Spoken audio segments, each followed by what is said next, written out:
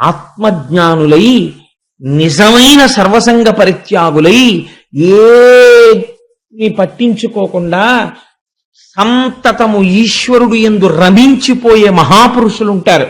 ఒక చంద్రశేఖర పరమాచార్య స్వామి, ఒక రమణ మహర్షి, ఒక రామకృష్ణ పరమహంస, ఇలాంటి వాళ్ళు. మీరు తెలిసో తెలియకో తిరువణ్ణామలై వెళ్ళి ఒక్కసారి రమణాశ్రమంలోకి అడుగు పెట్టారనుకోండి చెప్పులు విప్పి, మీరు ఏమీ చేయక్కర్లేదు. అరుణాచలానికి ఉన్న గొప్పతనం అదే. వాడు పూజ చేశాడా? చెయ్యక్కర్లేదు. వాడు ఏమైనా గుళ్ళోకి వెళ్ళి అగరత్తు వెలిగించాడా? అక్కర్లేదు. అరుణాచలంలో అడుగు పెట్టాడు అంతే. కొన్ని కోట్ల జన్మల తర్వాత స్కాందమంది ఎర్రగీత కొట్టింది. ఇన్ని జన్మల ఒకెత్తు, ఈ జన్మల ఒకెత్తు. ఎందుకంటే ఇప్పుడు వెళ్ళాడు అరుణాచలం, ఓ గీత కొట్టు. కాబట్టి ఒకనాడు యశోదాదేవి నందవ్రజంలో పక్కన రోహిణి ఉండగా సంతోషంగా కృష్ణ పరమాత్మని ఒళ్ళో కూర్చోపెట్టుకుని ఏదో ఆనందప్రదంగా ఆ సంతోషంగా కాలాన్ని గడుపుతోంది. గడుపుతున్న సమయంలో హఠాత్తుగా ఒళ్ళో ఉన్నటువంటి కృష్ణుడు చాలా బరువు అయిపోయినట్టుగా అనిపించాడు. ఏదో పర్వత శిఖరం ఒళ్ళో పెట్టుకుంటే ఎలా ఉంటుందో అలా అనిపించింది. దేవుడు ఇంత బరువుగా ఉన్నాడు పిల్లాడు అని చెప్పి పిల్లవాడిని తీసి పక్కన దింపింది. దింపేటప్పటికి పోతన గారు అంటారు, సుడియరుగని హరిసుడివడ సుడిగాలి తరంగు రక్కసుడు విసిరిడి సుడిగాలి ధూళి కన్నుల సుడివడ గోపకులు దిగడి సుడివడి రదిపా అంటారు. సుడి ఎలా తిరుగుతుందో అన్ని మాటలు వేస్తారు అందులో. సుడియరుగని హరిసుడివడ సుడిగాలి తరంగు రక్కసుడు విసిరిడి సుడిగాలి ధూళి కన్నుల సుడివడ. ఆయన కంసుని పనుపున వచ్చాడు రాక్షసుడు. ఆయన పేరు తృణావర్తుడు. ఆ పేర్లు పెట్టడంలో ఉంది అందం అంతా. చివరికి మీకు తెలిసిపోతుంది ఆ రాక్షసుడు ఎవరో. ఆయన పేరు తృణావర్తుడు. ఆ రాక్షసుడు సుడిగాలి రూపంలో వస్తున్నాడు ఇప్పుడు. కాబట్టి ఆ వచ్చేటప్పుడు ఎంత వేగంతో వస్తున్నాడంటే ఒక్క క్షణం అంతే, ఇంకా ఆలోచించి ఇంతసేపు చెప్పడానికి ఏం టైం ఉండదు. పెద్ద సుడిగాలి రూపంలో వచ్చాడు. ఆ రావడంలో దుమ్ము పైకి లేచిపోయింది, ధూళి కన్నులలో పడిపోయింది. ఇతపూర్వం ఎప్పుడు అసలు కష్టం అంటే ఏమిటో తెలియనటువంటి శ్రీమన్నారాయణుని యొక్క అవతారమైన చిన్ని కృష్ణుని యొక్క కళ్ళల్లోకి కూడా ధూళి పడిపోయింది. పడిపోయి యశోదాదేవి కన్నులు మూసుకుని, గోపబాలురందరూ కన్నులు మూసుకుని ఏమైంది అని చూసే లోపల ఆ రాక్షసుడు చిత్రంగా కృష్ణ పరమాత్మని అపహరించి తీసుకుపోయాడు. ఆయన లక్ష్యం ఏమిటంటే ఇంకా నందవ్రజంలో ఎవరిని పాడు చేయడమో ఆయన లక్ష్యం కాదు, కేవలం కృష్ణుణ్ణి ఎత్తుకుపోవాలి, కృష్ణుణ్ణి సంహరించాలి. అందుకని ఆవర్తము అంటే తిప్పడం, గిరగిర గిరగిర తిప్పుతూ పైకి తీసుకెళ్లిపోయాడు. ఆకాశానికి తీసుకెళ్లిపోయి ఆ పిల్లవాడిని చంపి కింద పడేయాలని తీసుకుని వెళుతుంటే సుడిగాలి వెళ్ళిపోయింది. ఇలా సుడిగాలి గుండ్రంగానూ తిరుగుతుంది, ముందుకి నడుస్తుంది. ఆ గుండ్రంగా తిరుగుతూ తనతో పాటు కృష్ణుణ్ణి పైకెత్తుకుపోతూ అలా వెళ్ళిపోయింది. వెళ్ళిపోయేటప్పటికీ చూసింది యశోద, పక్కన కృష్ణుడు లేడు. ఇక్కడే పెట్టింది పిల్లాన్ని. మనకి రచనా వైశిష్ట్యం అన్నది ఎక్కడ బయటపడుతుందంటే ఆ సన్నివేశమునందు ప్రవేశిస్తాడు. అది పాండితీ ప్రకర్ష. అందరూ అలా చేయలేరు. ఎవరికి ఈశ్వరానుగ్రహం ఉంటుందో వాళ్ళకే పడతాయి అలాంటి మాటలు. సాధారణంగా ఒక తల్లి పిల్లవాడు కనపడలేదనుకోండి, అక్కడే పిల్లవాడిని పెట్టి పిల్లాడు కనపడకపోతే ముందు ఏదో అక్కడ పెట్టినటువంటి ఓ టార్చ్ లైట్ కనపడకపోతే, లేకపోతే గ్యాస్ లైటర్ కనపడకపోతే వెతికినంత తేలికగా వెతకదు పిల్లవాడు కనపడకపోతే. ఇక్కడ పిల్లాడిని కూర్చోపెట్టాను, పిల్లాడు కనపడలేదు అనగానే గాబరా వచ్చేస్తుంది తల్లికి. వెంటనే ఎంత గాబరా వచ్చేస్తుందంటే చెమట్లు పట్టేసి అరుపులు మొదలెట్టేస్తుంది. అప్పుడు ఆ పక్కన ఉన్నవాడు ఎవరో వింటాడు, ఏమైంది ఏమైంది అంటాడు. పిల్లాడు కనపట్టలేదు అందం. ఏమంటుందంటే ఇక్కడే పెట్టాను పిల్లాడిని అంటుంది. ముందు ఇక్కడే పెట్టాను పిల్లాడిని అంటుంది. ఆ మాటలో ఉన్న గొప్పతనం అది ఆ ఆపదలో ఉన్న తల్లికే తెలుస్తుంది. ఇక్కడే పెట్టానండి కనపట్టలేదు అంటుంది. అలా ఇక్కడ పెట్టి తింతనయుడిక్కడ ఆడుచునుండే గాలి తానెక్కడ నుండి వచ్చి శిశువెక్కడి మార్గము పట్టిపోయే నీడెక్కడ జొత్తు నంచు అసితేక్షణ గ్రేపు తెరంగు ఖిన్నయ్యి ప్రొక్కుచువాలు గోవు క్రియ భూస్థలివాలే దురంత చింతయ్యి అంటారు పోతన గారు. ఇక్కడే పెట్టాను కృష్ణ పరమాత్మని. తనయుడిక్కడ ఆడుచునుండే, ఆ పిల్లవాడు ఇక్కడ ఆడుకుంటున్నాడు. ఎక్కడ నుండి వచ్చే గాలి, ఎక్కడి నుంచి వచ్చింది ఈ సుడిగాలి, ఎక్కడికి పట్టుకుపోయింది పిల్లాడిని. పిల్లాడు కనపట్టలేదని దూడ కనపడకపోతే ఆవు ఏ రకంగా అరుస్తుందో ఆ ఉపమానానికి ఆ ఉపమానమే సాటి. ఎందుకు నేను ఈ మాట అంటున్నానంటే, ఆవు మామూలుగా అరిచింది అనుకోండి, ఒక్క మాట అరిచో 2 మాటలు అరిచి ఊరుకుంటుంది. మీరు ఎప్పుడైనా చూశారో లేదో, ఈ మధ్య నేను కొత్తగా దిగిన అపార్ట్మెంట్లోకి చాలా ఎక్కువ వినపడుతోంది మధ్యాహ్నం పూట్ల. భాగవతం చెప్తున్నానని పరమాత్మ అలా వినిపించేటట్టు చేస్తున్నారేమో నాకు అర్థం కావట్లేదు. ఒక దూడ ఎక్కడి నుంచి వస్తుందో, ఒక్కొక్కసారి నేను లంచ్ బ్రేక్ లో ఇంటికి వచ్చి భోజనం చేసి ఆ కట్టుకున్న పంచె అవి వదిలిపెట్టేసి మళ్ళీ ఆఫీస్కి వెళ్ళే బట్టలు వేసుకుంటుంటే ఆ దూడ అరిచి పరిగెడుతూ ఉంటుంది, ఆ వస్తూ ఉంటుంది. ఇప్పటికి 2 మాటలు 3 మాటలు గమనించాను నేను అలాగా. ఆ దూడ అరుపు ఎక్కడి నుంచి వింటుందో తెలియదు. ఎక్కడో సెంటర్లో నిలబడి అంబా అంటుంది. అనగానే అది ఎక్కడ వింటుందో ఇంత ఒళ్ళు ఊగిపోతూ మోరలెత్తి అరుస్తూ పరిగెత్తుకొస్తుంది. అలా ప్రొక్కుచువాలు ఆవు క్రియ, దూడ కనపడకపోతే అరుస్తూ బాధపడేటటువంటి ఆవు ఎలా అరుస్తుందో అలా భూస్థలివాలే దురంత చింతయై, ఆ పిల్లవాడు కనపడలేదనేటటువంటి శోకంతో నేల మీద పడిపోయి ఆ మట్టిలో పొరలాడుతూ గుండెలు బాదుకుంటూ ఏడుస్తోంది తల్లి.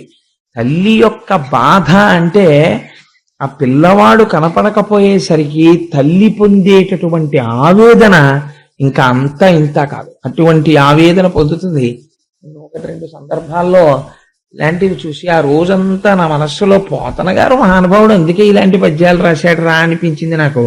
ఓసారి నేను సావర్లకోటలో ఉద్యోగం చేసే రోజుల్లో ప్రతాప్ నగర్లో ట్యాక్సీలు వచ్చి ఎక్కించుకుంటుండేవి సావర్లకోటను. ఒకసారి నించున్నాను అక్కడ. నించుంటే నేను ముందు ఎక్కించాను, కారు కదలిపోతుంటే ఎవరో 2 ఆడవాళ్ళు వచ్చారు. ఒక తల్లికి చంటి పిల్లవాడు. ఆ చంటి పిల్లవాడు ఆవిడ నేను కూర్చున్న తర్వాత ఇంకా చోట్లేదు, కానీ వాళ్ళకేవో 4 టికెట్లు ఎక్కుతాయని ఆశ. కూర్చోండి కూర్చోండి అని వాడు ఇరికించాడు ఆవిడని. నేను ఎంత సర్దుకున్నా పాపం ఆవిడ ఇరుక్కుని కూర్చున్నారు. కూర్చోవడంలో ఆ పిల్లవాడు చూసుకోకుండా చెయ్యి ఇలా బయటకు ఉండిపోయింది. ఉండిపోవడంలో ఆ డోర్ లాగేశారు. లాగేయడంలో వీడి వేళ్ళు ఆ డోర్లో ఉండిపోయి వెంటనే వాడు గుక్క పట్టి నల్లగా అయిపోయాడంతే పిల్లాడు. అయిపోయాడు, అలా ఉండిపోయాడంతే. మాట లేదు, ఊపిరి లేదు, నల్లగా అయిపోతున్నాడు. ఏమైందంటే కారులో డోర్లో ఉంది చెయ్యి. వెంటనే డోర్ ఓపెన్ చేసి తీశారు.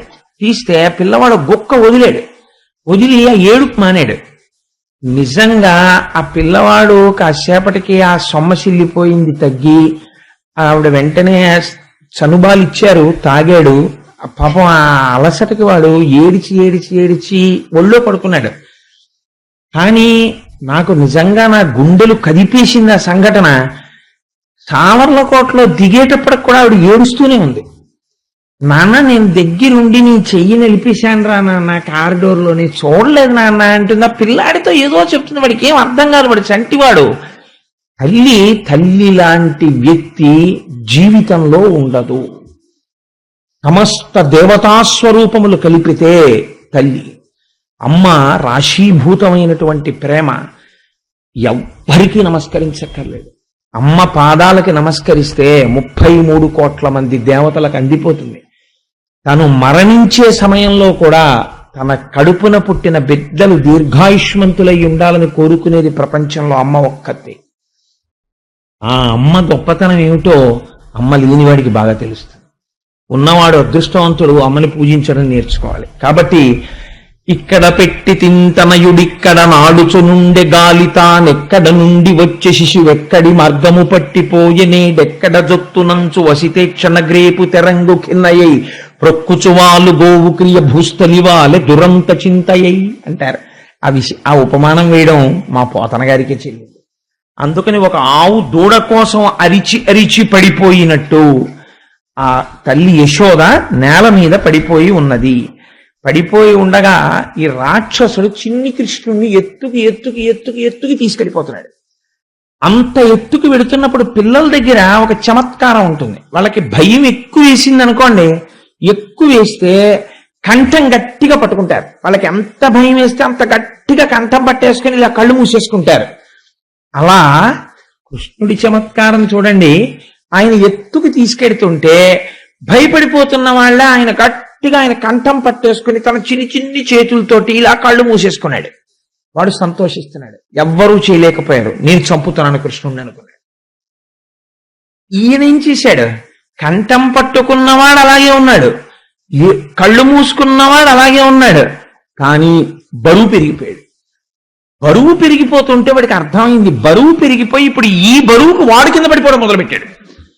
వాడన్నాడు, ఇదేడు బాబాయ్ ఇంత బరువు ఏమిటి, వదులు వదులు అంటున్నాడు. వాడు పట్టుకుంటే వదలడం ఆయనకుండదు, అందుకని గట్టిగా పట్టుకున్నాడు. పోతన గారు అంటారు, పోతన గారే హరికరతల పీడనమున్న పరవశుడై రాల మీద భగ్నాంగకుడై సురవైరి భటుడు కూలెను పురభంజను గోల కూలు పురమంబోలెన్. ఆయనకి వెంటనే శివకేశవుల మధ్య భేదం కనపడదు. ఆనాడు పరమశివుడు బాణం పెట్టి కొడితే త్రిపురాలు ఎలా పడిపోయాయో, గట్టిగా కంఠాన్ని కృష్ణ పరమాత్మ కౌగిలించుకుంటే ఆ పైనుంచి తృణావర్తుడు అలా కింద పడిపోతున్నాడు. ఎక్కడ పడ్డాడు? పరవశుడై రాళ్ళ మీద భగ్నాంగకుడై పెద్ద రాళ్ల కుప్ప మీద పడిపోయాడు. పడిపోవడంలో భగ్నాంగకుడై శరీరం అంతా ముక్కలైపోయింది ఆ రాక్షసుడిది. ఈయన ఏం చేస్తున్నారు అంటే, ఆ పడిపోయినటువంటి రాక్షసుడి శరీరం మీద పడుకుని మళ్ళీ ఏమీ తెలియని వాళ్ళ చక్కగా ఆడుకుంటూ, అమ్మ కోసం చూస్తున్న వాళ్ళ దొంగేడు పేడుస్తూ పాకుతూ నించున్నాడు, పాకుతూ ఆడుకుంటున్నాడు. చూసేటప్పటికి తల్లి చూసింది. పోతన గారు ఒక లీల చెప్తే పోతన గారు అక్కడక్కడ చిన్న పద్యం వేస్తారు. ఆ పద్యం మనం జీవితంలో బాగా గుర్తుపెట్టుకోవాల్సింది. నా జీవితంలో నాకు చాలా ఇష్టమైన పద్యం ఆ పద్యం. పోతన గారు అంటారు, రక్షణము లేక సాధుడు రక్షితుడగు సమత చేసి రాయుడులందున్ రక్షణలు ఏయి కలిగిన శిక్షితుడగు కలుడు పాప చిత్తుండగుటన్. ఏమీ తెలియనటువంటి వాడు, భక్తుడైన వాడు, పరమాత్మని నమ్ముకున్న వాడికి ప్రమాదం పొంచుకొచ్చేస్తే ఈశ్వరుడే ఏదో ఒక రూపంలో వచ్చి తన భక్తుణ్ణి తాను రక్షించుకుంటాడు. లోపల ఎన్నో పాపాలు చేసి బయట 150 మందిని రక్షణగా పెట్టుకున్న ఇంత రక్షణలోంచి వాణ్ణి చంపడం ఈశ్వరుడికి తెలుసు. ఎందుకు అలా చచ్చిపోతాడు అంటే, కలుడు పాపచిత్తుండగుటన్, వాడి చిత్తమంతా పాపమయమే, అందుకే వాడు అలా మరణించాడు. వేరొకడు ఈశ్వరుణ్ణి నమ్ముకునున్నాడు, అందుకే వాడు బ్రతుకుతున్నాడు.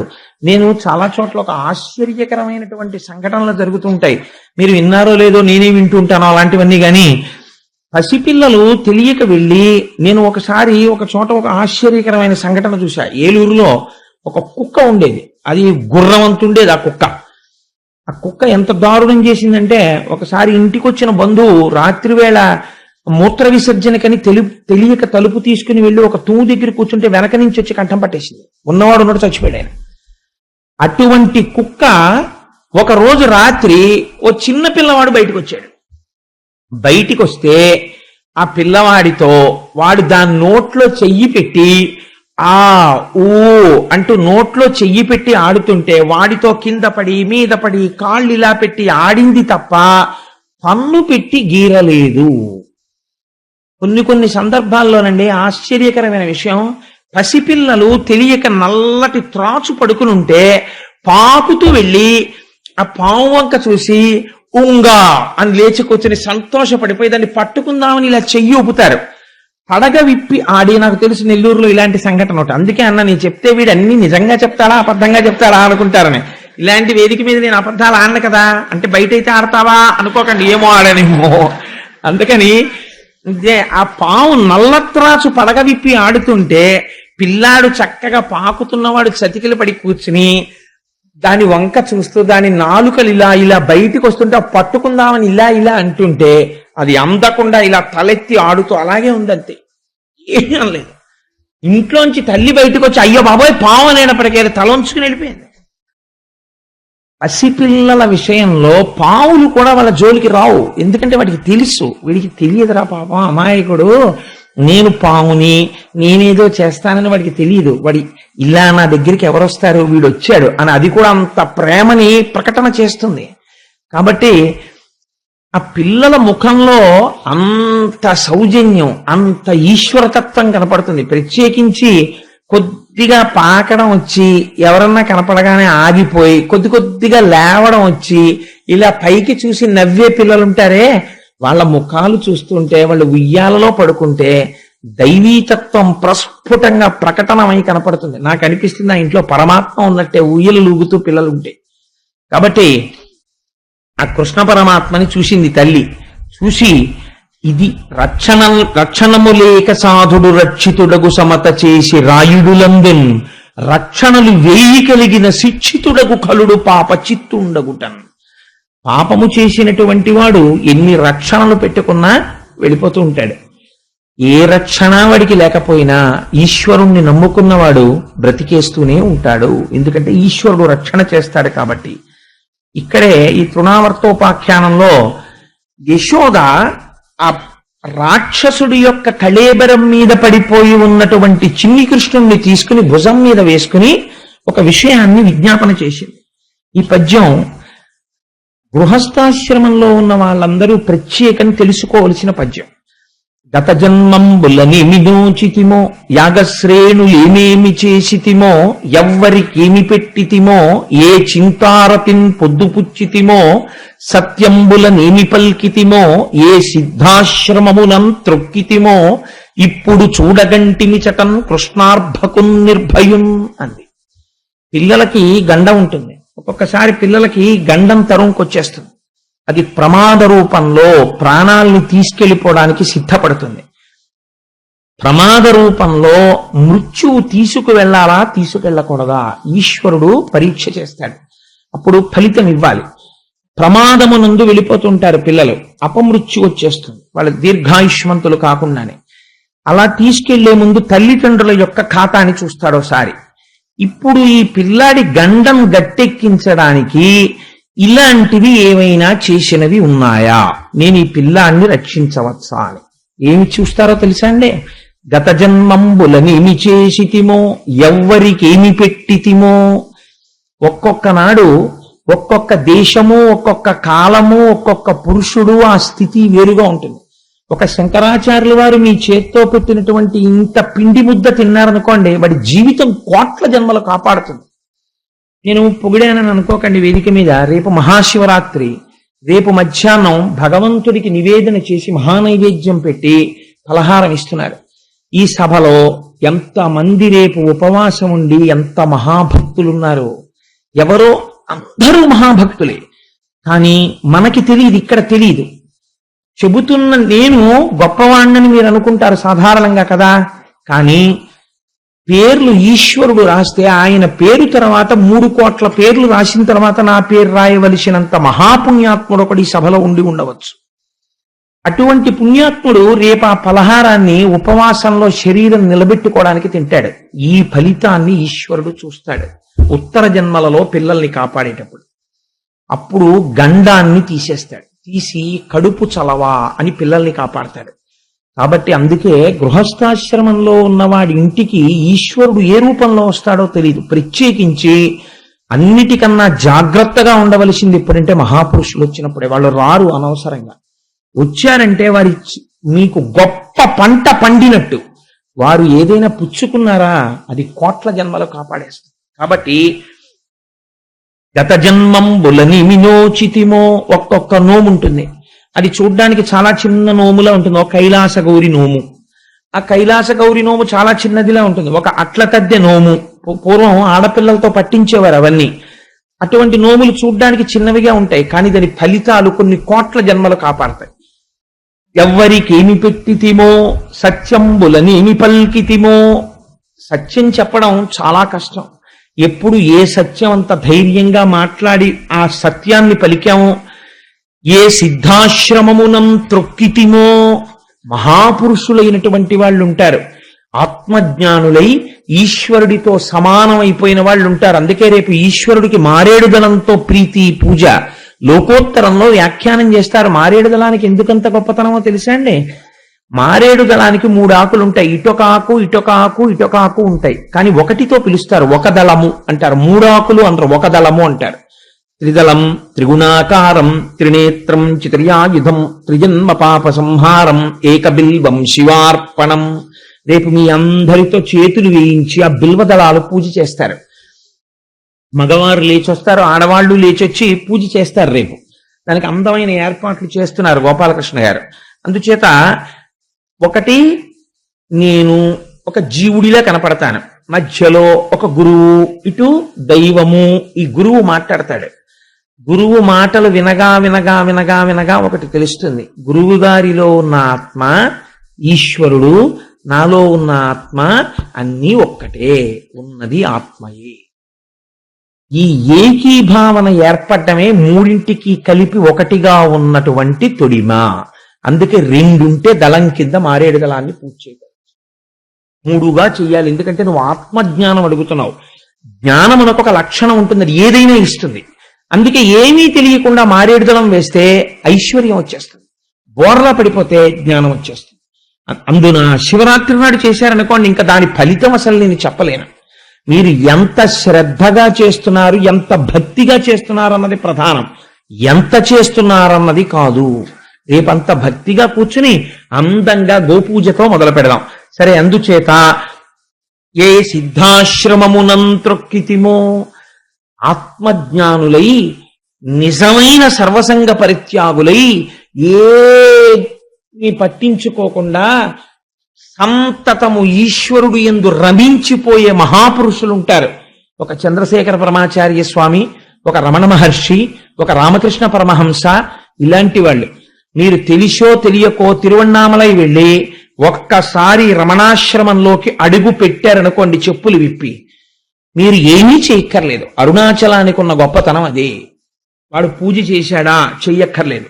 వాడు ఏమైనా గుళ్ళోకి వెళ్ళి అగరత్తు వెలిగించాడా, అక్కర్లేదు. అరుణాచలంలో అడుగు పెట్టాడు అంతే. కొన్ని కోట్ల జన్మల తర్వాత స్కాందమంది ఎర్రగీత కొట్టింది. ఇన్ని జన్మలు ఒకెత్తు, ఈ జన్మలు ఒకెత్తు, ఎందుకంటే ఇప్పుడు వెళ్ళాడు అరుణాచలం, ఓ గీత కొట్టు. అందుకే అసలు అరుణాచలమే అగ్నిలింగం, అసలు మహాశివరాత్రి నాడు ఏర్పడిన జ్యోతిస్తంభం అదే. అందుకే రేపు రాత్రి ఇంకా అర్ధరాత్రి దగ్గర పడుతుండగా రేపు అరుణాచలం కొండ, అరుణాచలంలో దేవాలయం, ఆ అరుణాచలంలో శివలింగం, ఆ అపితకుచాంబ, ఇక్కడ పెద్ద స్క్రీన్ పెట్టి సినిమా ప్రొజెక్ట్ చేస్తారు. అంటే అదేదో సినిమా అనుకునేరు. అరుణాచలం మీద ఒక అద్భుతమైన క్యాసెట్ మా తల్లి ఎంతో ఆర్తితో, ఆవిడ పేరేమిటి, మాధవి గారు పట్టుకొచ్చి ఇచ్చారు.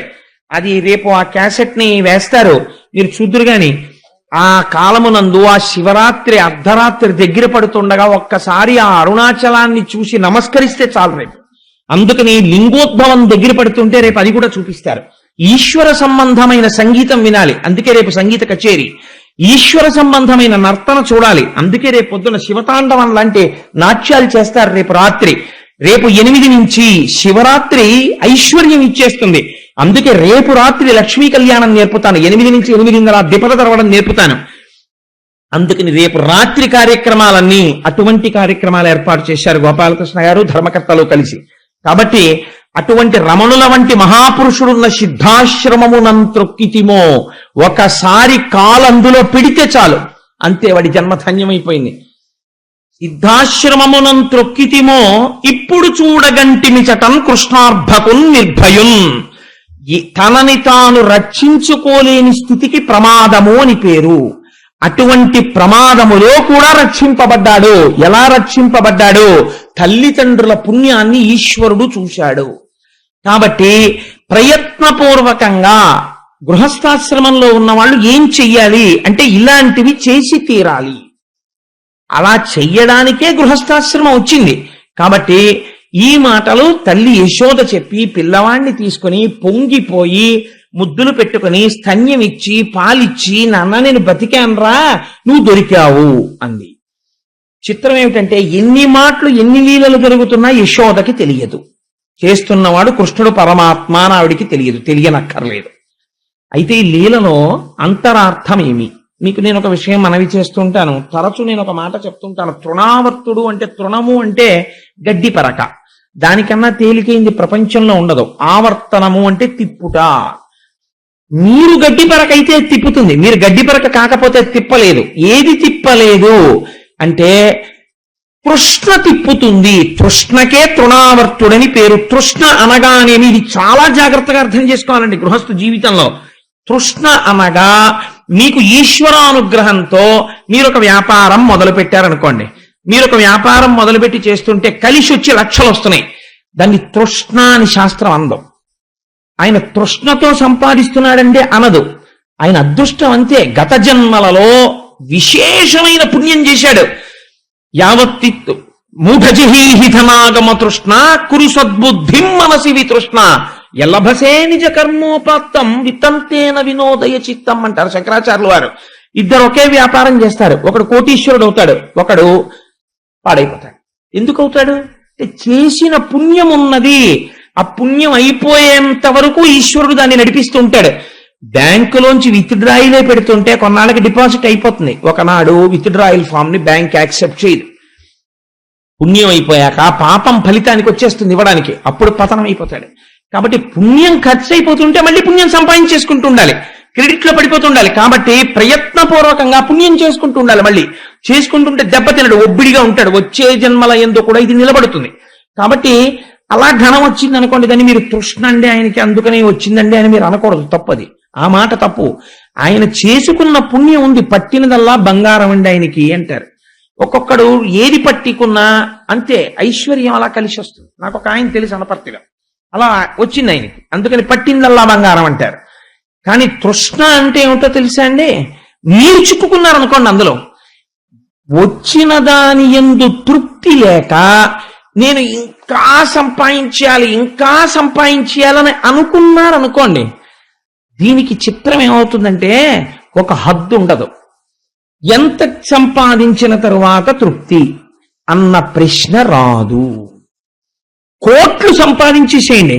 మీరు ఒక్క విషయం ఆలోచించండి, 84 కోట్ల జీవరాశులు ఉన్నాయి ఈ భూమండలం మీద. ఒక మనిషి తప్ప ప్రపంచంలో ఏ జీవి కూడా తన తర్వాతి తరానికి కాదు కదా, రెక్కలు వచ్చాక ఇంకా దాచదు.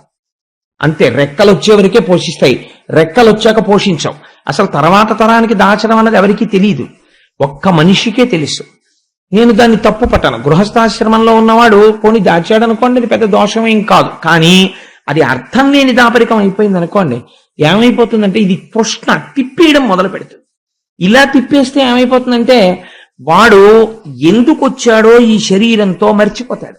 మర్చిపోయి ఆ తిరగడంలో ఆ డబ్బు సంపాదిస్తాడు, ఒకనాడు మరణిస్తాడు. వెళ్ళిపోవాలి కదా, ఎవడైనా వెళ్ళిపోతాడు.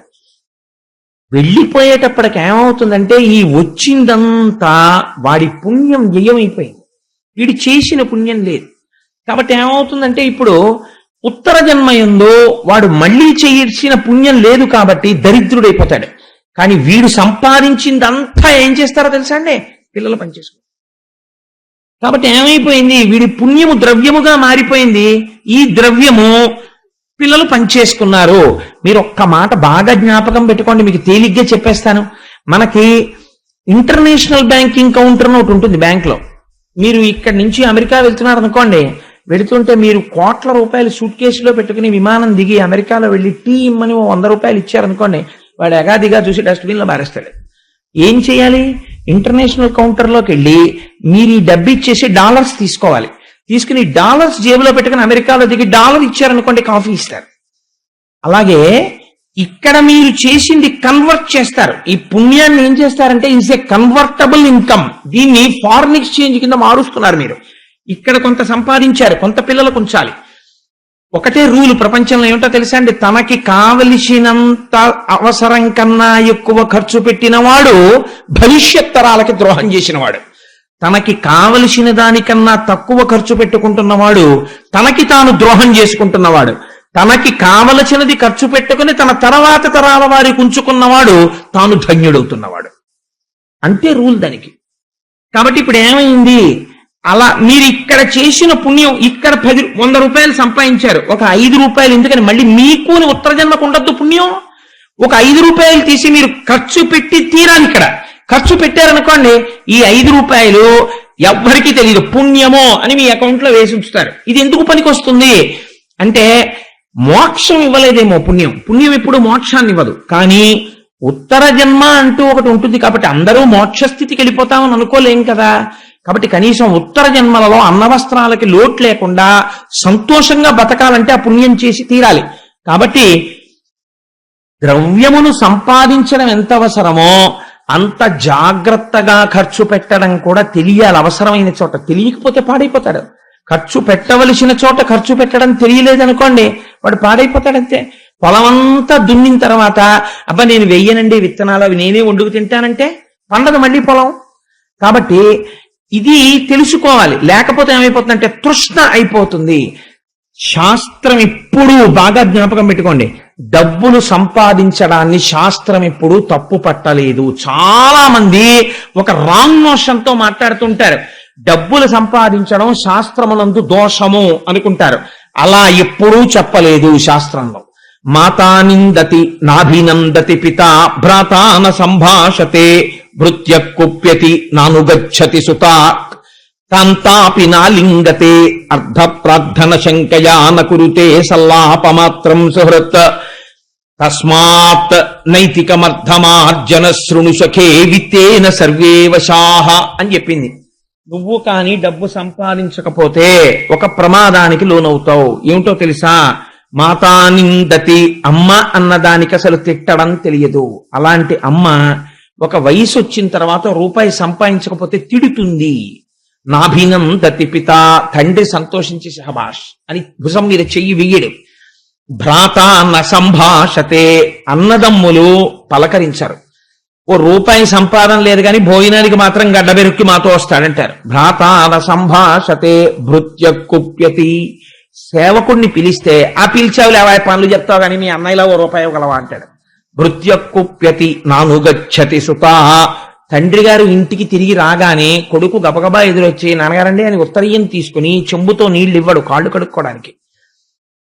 నానుగచ్చతి సుత కాంతాపి నాలింగతే, ప్రియమార భార్య కౌగిలించదు.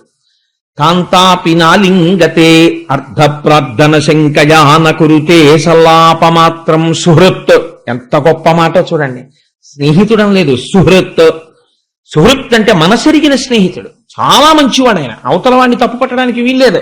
కానీ కనపడ్డప్పుడల్లా డబ్బులు అడుగుతున్నాడు. అందుకని ఆయన ఈయన్ని చూస్తాడు. కానీ నా కురితే సల్లాపం, ఎరా అండవు అంటే దగ్గరికి వచ్చి ₹50 ఉంటే సదరా అంటాడని భయం. అందుకని ఇలా చూసి వీడా అని, వీడు బాగుపడితే బాగుండని మనసులో అనుకుని ఇటు తిప్పుకుని ఇలా వెళ్ళవలసిన వాడు ఇలా వెళ్ళి ఇలా వస్తాడు. ఎందుకంటే ఈయనకి ఎదురవడం ఇష్టం లేక. నాకు రుతే సల్లాపమాత్రం సుహృత్. కాబట్టి నువ్వు డబ్బు సంపాదించనని అనకు, సంపాదించు. కానీ ఎలా సంపాదించాలో తెలుసా? తస్మాత్ నైతికమర్థమార్జన శృణు సఖే. సఖే శాస్త్రం ఎంత బాగా పిలిచిందో చూడండి. ఓ స్నేహితుడా, డబ్బు సంపాదించోయ్ కానీ తృష్ణకి లొంగకు. నైతికమర్థమార్జన శృణు సఖే, నీతి తప్పి సంపాదిస్తే దానికి బయటికి వెళ్ళడం కూడా అంత భయంకరంగా పెడుతుంది.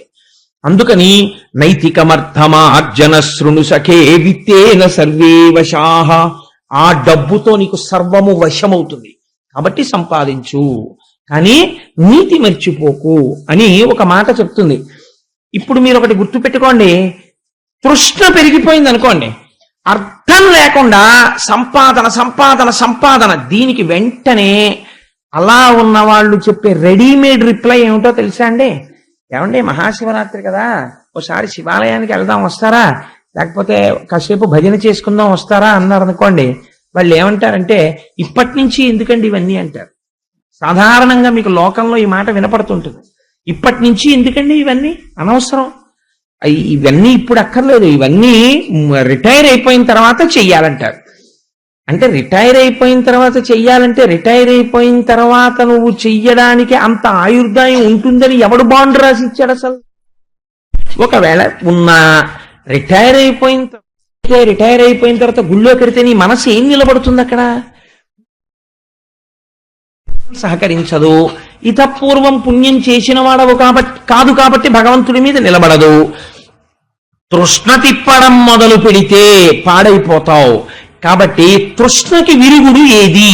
నీ అంత నువ్వుగా తెలుసుకోగలిగితే ఒక్కటే తృష్ణకి విరుగుడు. ఏది? తృప్తి. చాలా జాగ్రత్తగా గమనించాలి మీరు ఈ మాట. తృష్ణ, తృప్తి. ఒకడు హాయిగా కూర్చుంటాడు, ఒకడు తిరుగుతూనే ఉంటాడు, ఎప్పుడు చెమట తుడుచుకుంటూ ఉంటాడు. ఎందుకండి అంటే కోట్లున్నాయి అయినా తిరుగుతుంటాడు. ఎందుకు? తృప్తి లేదు కాబట్టి తృష్ణకి లొంగాడు. కాబట్టి ఏం చేస్తాడు? అగ్నిహోత్రం వెలుగుతోంది నెయ్యి పోసి ఆర్పుతానంటాడు. నెయ్యి పోస్తే ఆరుతుందా? నీళ్లు పొయ్యాలి. ఇంకొక ఆయన ఉన్నాడు, ఒక వయస్సు వచ్చింది, సంపాదించేశాడు, 3 తరాలు హాయిగా ఉన్నాయి, తను హాయిగా ఉన్నాడు. స్టాప్ అంటాడు, అంతే, చాలు, తృప్తి, ఇంకా నేను చేయనండి, ఇంకా నేను ఈశ్వరానుగ్రహం అంతే. నేను ఎంతమంది రాజులు వెళ్ళిపోయారండి వానప్రస్థానికి, మీరు విన్నారు కదా భాగవతంలో, చక్రవర్తులు వెళ్ళిపోయారు. కాబట్టి ఇంకా నేను ఈశ్వరాభిముఖుడనైనాను, ఇక్కడ తృప్తితో కూర్చుంటాడు.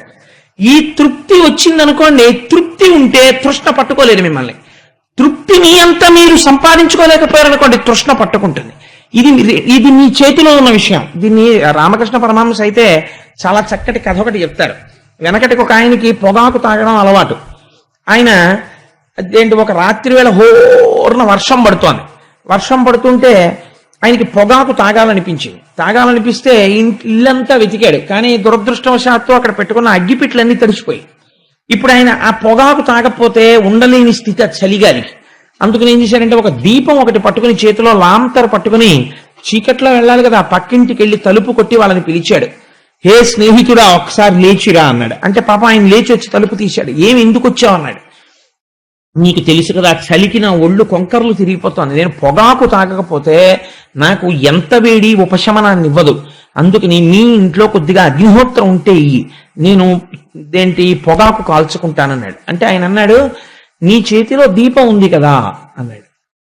అంటే ఇది నీ ఇంటికి దారి చూపించడానికి అన్నాడు. కాదు, నీ పొగాకు కాల్చుకోవడానికి కూడా అది పనికొస్తుంది దీపం. నిజమే, ఒక్కసారి నేను లాంతర్కున్న గ్లాస్ డోమ్ పైకెత్తి పొగాకు అందులో వెలిగించుకుని మళ్ళీ దింపేసేయచ్చు. అదేంటి, ఇది దీపమే అనుకుని నేను ఇలా తిరుగుతున్నాను, అగ్ని కూడా దీపంలో ఉంది. స్నేహితుడాను, నాకు మంచి మాట చెప్పావు అని వెనక్కి తిరిగి దీపంతో వెళ్ళిపోయాడు. కాబట్టి తృష్ణ మీకున్నది, తృప్తి కూడా మీ దగ్గరే ఉన్నది. తృప్తి మీరు ఇంకొక చోటు నుంచి తెచ్చుకోలేరు. కోటేశ్వరారింటికి వెళ్ళి తృప్తి తెచ్చుకుంటానంటే it's not a commodity for sale, అది ఎవరూ ఇవ్వలేరు మీకు. తృప్తి ఎక్కడి నుంచి రావాలి? ఇక్కడి నుంచే రావాలి. ఇక్కడి నుంచి తృప్తి వస్తే ఈ దీపమే చుట్టకాల్చుకోవడానికి కూడా పనికొస్తుందని తెలుస్తుంది. కాబట్టి ఏమైంది, ఇక్కడ తృప్తి వచ్చింది, ఇక్కడ తృష్ణ ఆగిపోతుంది. ఈ తృప్తి లేదు, తృష్ణ రగులుతూ ఉంటుంది లోపల, దేని ఎందైనా అంతే. ప్రయత్నపూర్వకంగా మీరు వెనక్కి తిరిగి చూసి ఒక వయసు వచ్చిన తరువాత కొన్నింటికి చెక్ పెట్టకపోతే ఆ తృష్ణ కాలుస్తూనే ఉంటుంది. కాబట్టి తృష్ణ తృప్తి రావట్లేదు, కనీసం ఒక్కటి అండం నేర్చుకో. ఏ పని చేస్తున్నా కృష్ణ కృష్ణ కృష్ణ కృష్ణ, గోవింద గోవింద గోవింద గోవింద తిరుగు. ఏ డబ్బు కోసం తిరుగుతున్నావో ఆ డబ్బు కోసం తిరగడం మొదలెట్టు. గురువులు చాలా గమ్మత్తుగా మాట్లాడతారండి. ఎంత అందంగా మాట్లాడతారంటే, గురువు గారు ఎక్కడో పెట్టేస్తాడో చిన్న మిలిక, అంతే జీవితం మారిపోతుంది. అర్థం లేని కోరికతో ఒక ఆయన వచ్చాడు అనుకోండి, ఏమంటే నాకు అమెరికా ప్రెసిడెంట్ అయిపోవాలని కోరికగా ఉంది, గురువుగారు మీరు నన్ను ఎలా అయినా అమెరికా ప్రెసిడెంట్ చేసేయాలి అన్నాడు అనుకోండి. తెలివైన గురువు ఏమంటాడంటే, మీరు అవరు అనడం. వాడి తృష్ణ గమనిస్తాడు, గమనించి వాడి బలహీనతని అడ్డు పెడతాడు. అడ్డు పెట్టి వాడు మారేటట్టు చేస్తాడు. ఎలా చేస్తాడో తెలుసా అండి? నువ్వు తప్పకుండా అయిపోతావు. ఏమీ లేదు, రోజు స్నానం చేసి 11 మాటలు అమెరికా అమెరికా అమెరికా అను. కానీ నీకు ఈ 11 మాటలు అనేటప్పుడు కోతి జ్ఞాపకం మాత్రం రాకూడదు అన్నాడు అనుకోండి గురువుగారు. ముందు అమెరికా అందామని కూర్చోగానే నాకు కోతి మాత్రం జ్ఞాపకం రాకూడదు అనుకుంటాడు, అదే గుర్తొస్తుంది. ఎన్ని సంవత్సరాలు గురువు గారి దగ్గరికి వచ్చినా రాడు అసలు. ఇంకా మళ్ళీ ఎందుకు రాడంటే వాడికి కోతి గుర్తొస్తోంది. ఎందుకు అవుతాడు అధ్యక్షుడు? ఇది ఏమవుతుందో తెలుసా అండి, బలహీనత కోరిక రెండు ఇక్కడే ఉన్నాయి. బలహీనతని పక్కకి తీసుకెళ్ళాడు, వాడి వెర్రి ఎక్కడితో తగ్గుతుంది అంతే. మనం ఎక్కడ అవుతాం లేరా అంటాడు కొన్నాళ్ళకి. అప్పుడు మళ్ళీ గురువు గారి దగ్గరికి వస్తే ఓరి పిచ్చాడా ఏమిటా పిచ్చ కోరికని మొదలెడతాడు గురువు గారు. కాబట్టి తృప్తితో తృష్ణని గెలవగలిగితే పర్వాలేదు, అలా గెలవలేకపోతే ఏం చెయ్యాలి అంటే గురువులు అంటారు, ఏం పర్వాలేదయ్యా, పాపం నీకేం టైం ఉండట్లేదా, రావక్కర్లేదో, భాగవతానికి రావక్కర్లేదు, గుళ్ళోకి రావక్కర్లేదు, వాడు రమ్మన్నా రాడని మనకి తెలుసు. కాబట్టి ఎంత అందంగా మాట్లాడతారో తెలుసా అండి. భలేవరే, మీరు సమాజానికి చాలా కావలసిన పని చేస్తున్నారండి. మీరు 93 ఏళ్ళు వచ్చేసినా గడగడ ఉనికిపోతున్నా మీరు సంపాదించండి తప్పకుండా, ఏం పర్వాలేదు. కారణజన్ముడు మళ్ళీ మీలాంటి వాడు పుట్టద్దు. కానీ మీకు తేలిక మార్గం చెప్పేస్తున్నాను, మీరు ఏ మాట మాట్లాడుతున్నా ముందోసారి గోవిందా అంటుండండి చాలు, మీరు ధరిప పడిపోతారు. ఇదేదో బాగుంది మన పనకి అడ్డు రాదని వాడు ఏమంటాడంటే గోవింద అంటుంటాడు. ఈ గోవింద అగ్నిహోత్రం తెలిసి ముట్టుకున్నా తెలియక ముట్టుకున్నా 6 నెలల అయ్యేటప్పటికి ఎందుకు హై దిక్కుమాలిన డబ్బంతా హాయిగా భాగవతానికి పోదామని అనిపించేస్తాడు గోవిందుడు లోపల నుంచి.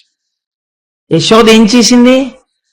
మొత్తం నందవ్రజాన్ని కళ్ళు మూసేసింది తృణావర్తుడు వచ్చి. అంటే తృష్ణకి లొంగితే తిప్పేస్తుంది, గడ్డి పరకం చేసి తృష్ణ. ఏం చేశారు వీళ్ళందరూ?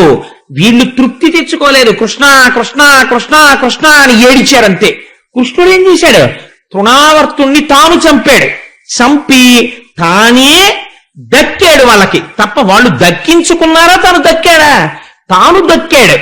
అలా మీరు తెలిసో తెలియకో భాగవతం వినేసి ఈ రోజు గోవింద గోవింద అండం నేర్చుకున్నారనుకోండి, ఏకశబ్ద సమ్యజ్ఞాత సృష్ట ప్రయుక్త స్వర్గే లోకే కామదుగ్భవతి. ఒక్క నామం పట్టుకుని అస్తమాన నామం చెప్పడం మొదలెట్టారనుకోండి, అదే మిమ్మల్ని భగవంతుడిని మీ దగ్గరికి తీసుకొచ్చి మీ బుద్ధిని మార్చి మిమ్మల్ని సక్రమమైన మార్గంలోకి తిప్పేస్తుంది. తిప్పేసి ఏది గెలవలేక జీవితం పాడైపోతుందో దాన్ని గెలవగలిగిన మార్గాన్ని ఈశ్వరుడు ఇచ్చేస్తాడు. అస్తమానం ఒకటే అంటాడు, ఎందుకు? తృప్తి లేకపోతేనో అవన్నీ, నాకు ఇక్కడే ఉంది తృప్తి. నా అంత చక్రవర్తి ఎక్కడున్నాడు? నేను హాయిగా తృప్తిగా ఉన్నాను కాబట్టి నాకు ఇంకేం కావాలి అంటాడు. అంతే. ఎంత హాయి చూడండి అందులో. అందుకే శంకర భగవత్పాదులు అంటారు, గోచీ పెట్టుకున్నవాడంత అదృష్టవంతుడు ప్రపంచంలో ఎక్కడున్నాడన్నారు సన్యాసుల్ని ఉద్దేశించి.